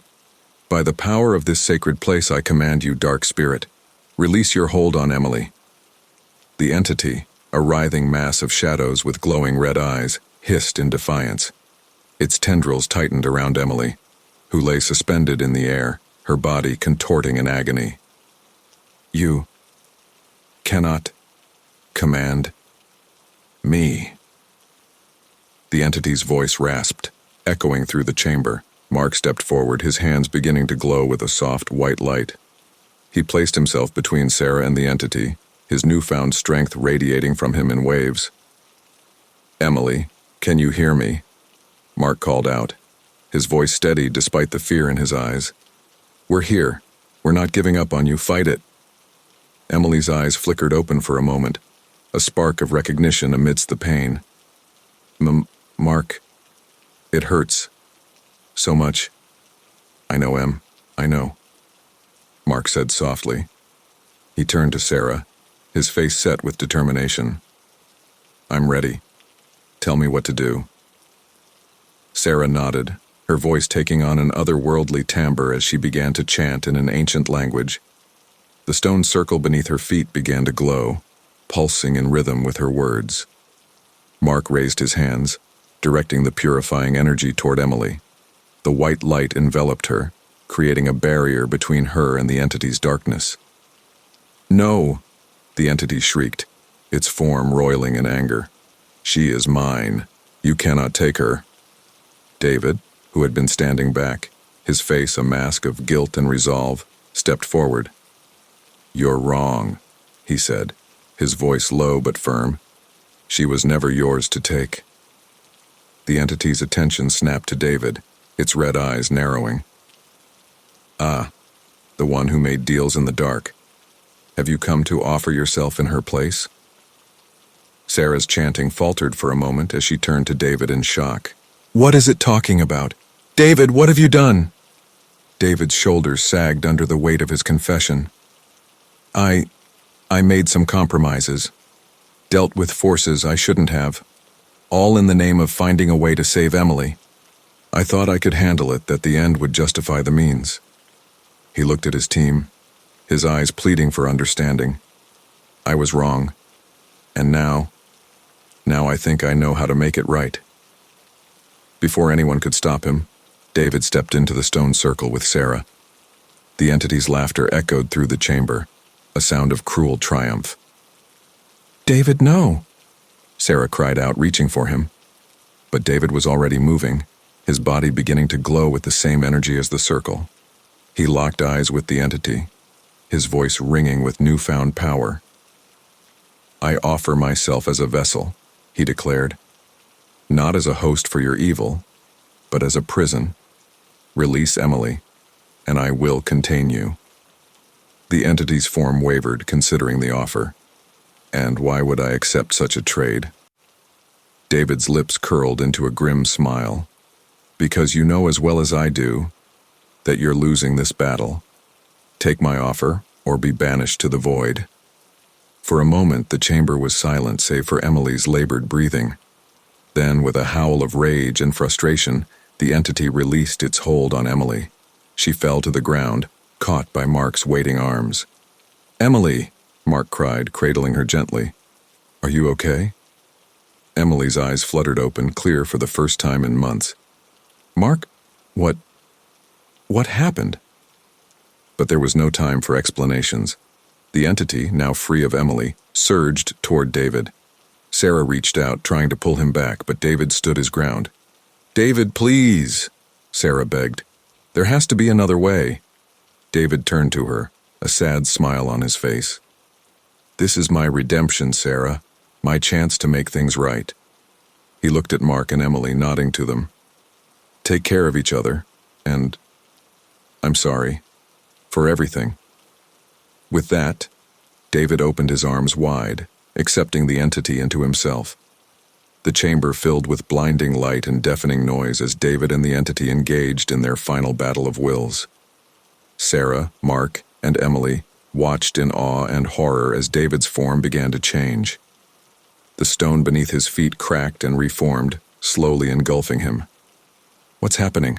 Emily asked, her voice weak but growing stronger. Sarah's eyes widened in realization. "The monastery, it's accepting him. David's becoming part of it." As the light faded and the noise died down, where David had stood was now an intricately carved stone statue. His face was peaceful, his arms outstretched in a protective gesture. Mark helped Emily to her feet, and the three of them approached the statue cautiously. As they drew near, they felt a warm, comforting presence. "David?" Sarah whispered, reaching out to touch the statue's hand. A voice, faint but unmistakably David's, echoed in their minds. "I'm here. The entity is contained. I think I understand now. This was always my purpose." Tears streamed down Sarah's face as she pressed her forehead against the cool stone. "You didn't have to do this. We could have found another way." "There wasn't time," David's voice replied gently. "And this feels right. I can protect this place now, guide others who might come seeking help against the darkness." Emily stepped forward, her legs still shaky. "David, thank you. I'm so sorry it came to this." "Don't be," David's voice said warmly. "This is my choice, my redemption. Live well, all of you, and know that I'll always be here if you need me." As David's presence faded, the three friends stood in silence, the weight of what had transpired settling over them. The battle was over, but the cost had been high. Mark was the first to speak, his voice rough with emotion. "What do we do now?" Sarah took a deep breath, squaring her shoulders. "We honor David's sacrifice. We learn from this experience. And we prepare because something tells me this won't be the last time we face the darkness." Emily nodded, a determined look replacing the exhaustion on her face. "We stick together. No more secrets, no more solo missions. We're stronger as a team." As they turned to leave the chamber, each of them placed a hand on David's statue, a silent promise to return, to remember, and to continue the fight against the shadows that lurked in the world. The morning sun streamed through the monastery windows as Sarah, Mark, and Emily stepped outside. They squinted in the bright light, their eyes adjusting after the darkness of the chamber. The world seemed different now, charged with possibility and hidden dangers. But as they stood there, battered but unbroken, they knew that whatever challenges lay ahead, they would face them together. The darkness had not claimed them. Instead, it had forged them into something stronger, a beacon of light against the encroaching shadows. The sun rose over the ancient monastery, its warm rays piercing through the morning mist. Sarah, Mark, and Emily stood at the entrance, their bodies weary but their spirits renewed. The final battle had left its mark on each of them, both physically and emotionally. Sarah's eyes were red-rimmed from crying, but there was a newfound peace in her expression as she gazed at the ethereal forms of her friends. Anna, Beatriz, Carla, Diana, and Elisa, who had appeared before them one last time. "It's really over, isn't it?" Sarah asked, her voice barely above a whisper. Anna's spirit nodded, a gentle smile on her translucent face. "Yes, Sarah. Thanks to you and your friends, we can finally rest." Beatrice floated forward, her ghostly hand reaching out but unable to make contact. "We're so sorry for what you've all been through because of us." "Don't be," Mark interjected, his voice strong despite the exhaustion evident on his face. "What happened to you was tragic, but it led us here. It led us to stop something truly evil." Carla's spirit looked down, shame evident in her posture. "If only I hadn't lied that night. If only I hadn't made up that story about Miguel." Emily, still weak but standing on her own, shook her head. "We can't change the past, Carla. What matters is that we've put things right." Diana adjusted her spectral glasses, a habit that had carried over from life. "You've done more than that. You've grown, all of you. You're stronger now." Elisa, the last of the spirits, smiled warmly. "And you've given us peace. We couldn't ask for more than that."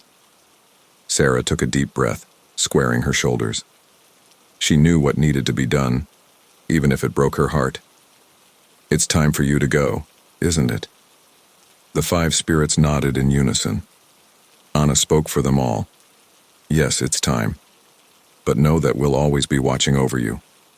Tears flowed freely down Sarah's cheeks as she said, "Goodbye, my friends. Rest well. You've earned it." One by one, the spirits faded away, their faces peaceful and content. As the last whisper of their presence dissipated, Sarah felt a weight lift from her shoulders. She turned to Mark and Emily, a bittersweet smile on her face. "They're gone," she said softly. "Really gone this time." Mark placed a comforting hand on her shoulder. "But not forgotten. Never forgotten." Emily nodded in agreement, then let out a small laugh, surprising even herself. The sound was like music after the long nightmare they had endured. "What's so funny?" Mark asked, a smile tugging at his lips. Emily shook her head, her eyes twinkling. "Nothing, really. It's just, I feel free. For the first time in months, I feel like myself again." Sarah couldn't help but join in the laughter, the tension of the past few days finally breaking. "It feels good, doesn't it? To laugh again?" As their laughter echoed through the monastery grounds, Mark's face grew serious. He looked at his hands, which still seemed to glow faintly with the divine light he had channeled during Emily's exorcism. "I never thought I had this kind of strength in me," he said, flexing his fingers. "For so long I felt powerless, especially after what happened when I was possessed." Sarah turned to him, her expression soft but determined. "You've always had this strength, Mark. It just took the right circumstances for you to discover it." Emily nodded in agreement. "You saved me, Mark. You faced your fears head-on and came out stronger for it." Mark's smile beamed with newfound confidence. "I guess I didn't I? And you know what? I think I want to keep doing this. Protecting people from supernatural threats, I mean." Sarah's eyes widened. "Are you sure? After everything we've been through?" Mark nodded, his resolve evident. "Absolutely. We've seen the darkness that's out there, but we've also seen the light. Someone needs to stand between the two to protect those who can't protect themselves." Emily stepped forward, standing tall despite her recent ordeal. If you're in, I'm in. This experience, it's changed me. I can't go back to my old life pretending none of this happened. Sarah looked between her two friends, seeing the determination in their eyes. She thought of David, now a part of the monastery itself, watching over and guiding future generations. A smile spread across her face. Well, she said, I guess we're in this together then. The three of us, carrying on David's work. As if in response to her words, a warm breeze swept through the monastery grounds, carrying with it a sense of peace and purpose. The three friends stood in comfortable silence for a moment, each lost in their own thoughts. Finally, Emily spoke up. So, what's our first move as official supernatural protectors? Sarah chuckled. First we rest and recover, then we learn. There's so much we don't know about this world we've stumbled into. Mark nodded in agreement. And we stick together. No more secrets, no more solo missions. We're stronger as a team. As they turned to leave the monastery, each of them felt a presence behind them. They looked back to see the statue of David, his stone face seeming to smile in the morning light. Thank you, David, Sarah whispered. We won't let you down. With renewed purpose, the three friends began their journey down the mountain. As they walked, they shared stories of their ordeal, laughing at the absurdity of some moments and offering comfort for the darker ones. Emily, her strength returning with each step, said, You know, I never thought I'd say this, but I'm almost grateful for what happened. Not for the pain and fear, of course, but for where it's led us. Mark nodded, understanding in his eyes. It's like we've been given a second chance, a new purpose. Sarah smiled, linking arms with her friends. More than that, we've been given a responsibility to use what we've learned, what we've become, to help others. As they reached the base of the mountain, they paused, looking back at the monastery one last time. It stood tall and proud against the sky, a beacon of light in a world that sometimes seemed consumed by darkness. So, Mark said, a hint of excitement in his voice. Where to next? Sarah pulled out her phone, scrolling through news articles. Well, there have been some strange reports coming out of a small town in the next state over.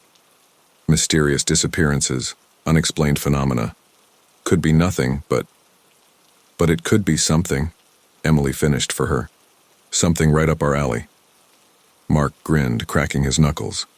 Well then, what are we waiting for? We've got work to do. As they set off towards their next adventure, the weight of their past experiences settled comfortably on their shoulders. They had faced the darkness and emerged stronger, wiser, and more united than ever before. The road ahead was uncertain, filled with potential dangers and challenges. But as Sarah, Mark, and Emily walked side by side, they knew that whatever came their way, they would face it together. They were no longer just friends or survivors. They were guardians, protectors against the shadows that lurked in the world. And somewhere, in the ethereal plane between worlds, 5 spirits watched over them, their faces filled with pride and gratitude. Anna, Beatrice, Carla, Diana, and Elisa knew that their tragedy had sparked a force for good in the world. Their story had ended, but for Sarah, Mark, and Emily, a new chapter was just beginning. As the sun climbed higher in the sky, casting long shadows behind them, the 3 friends walked towards their future, ready to face whatever darkness may come, armed with the light they carried within themselves.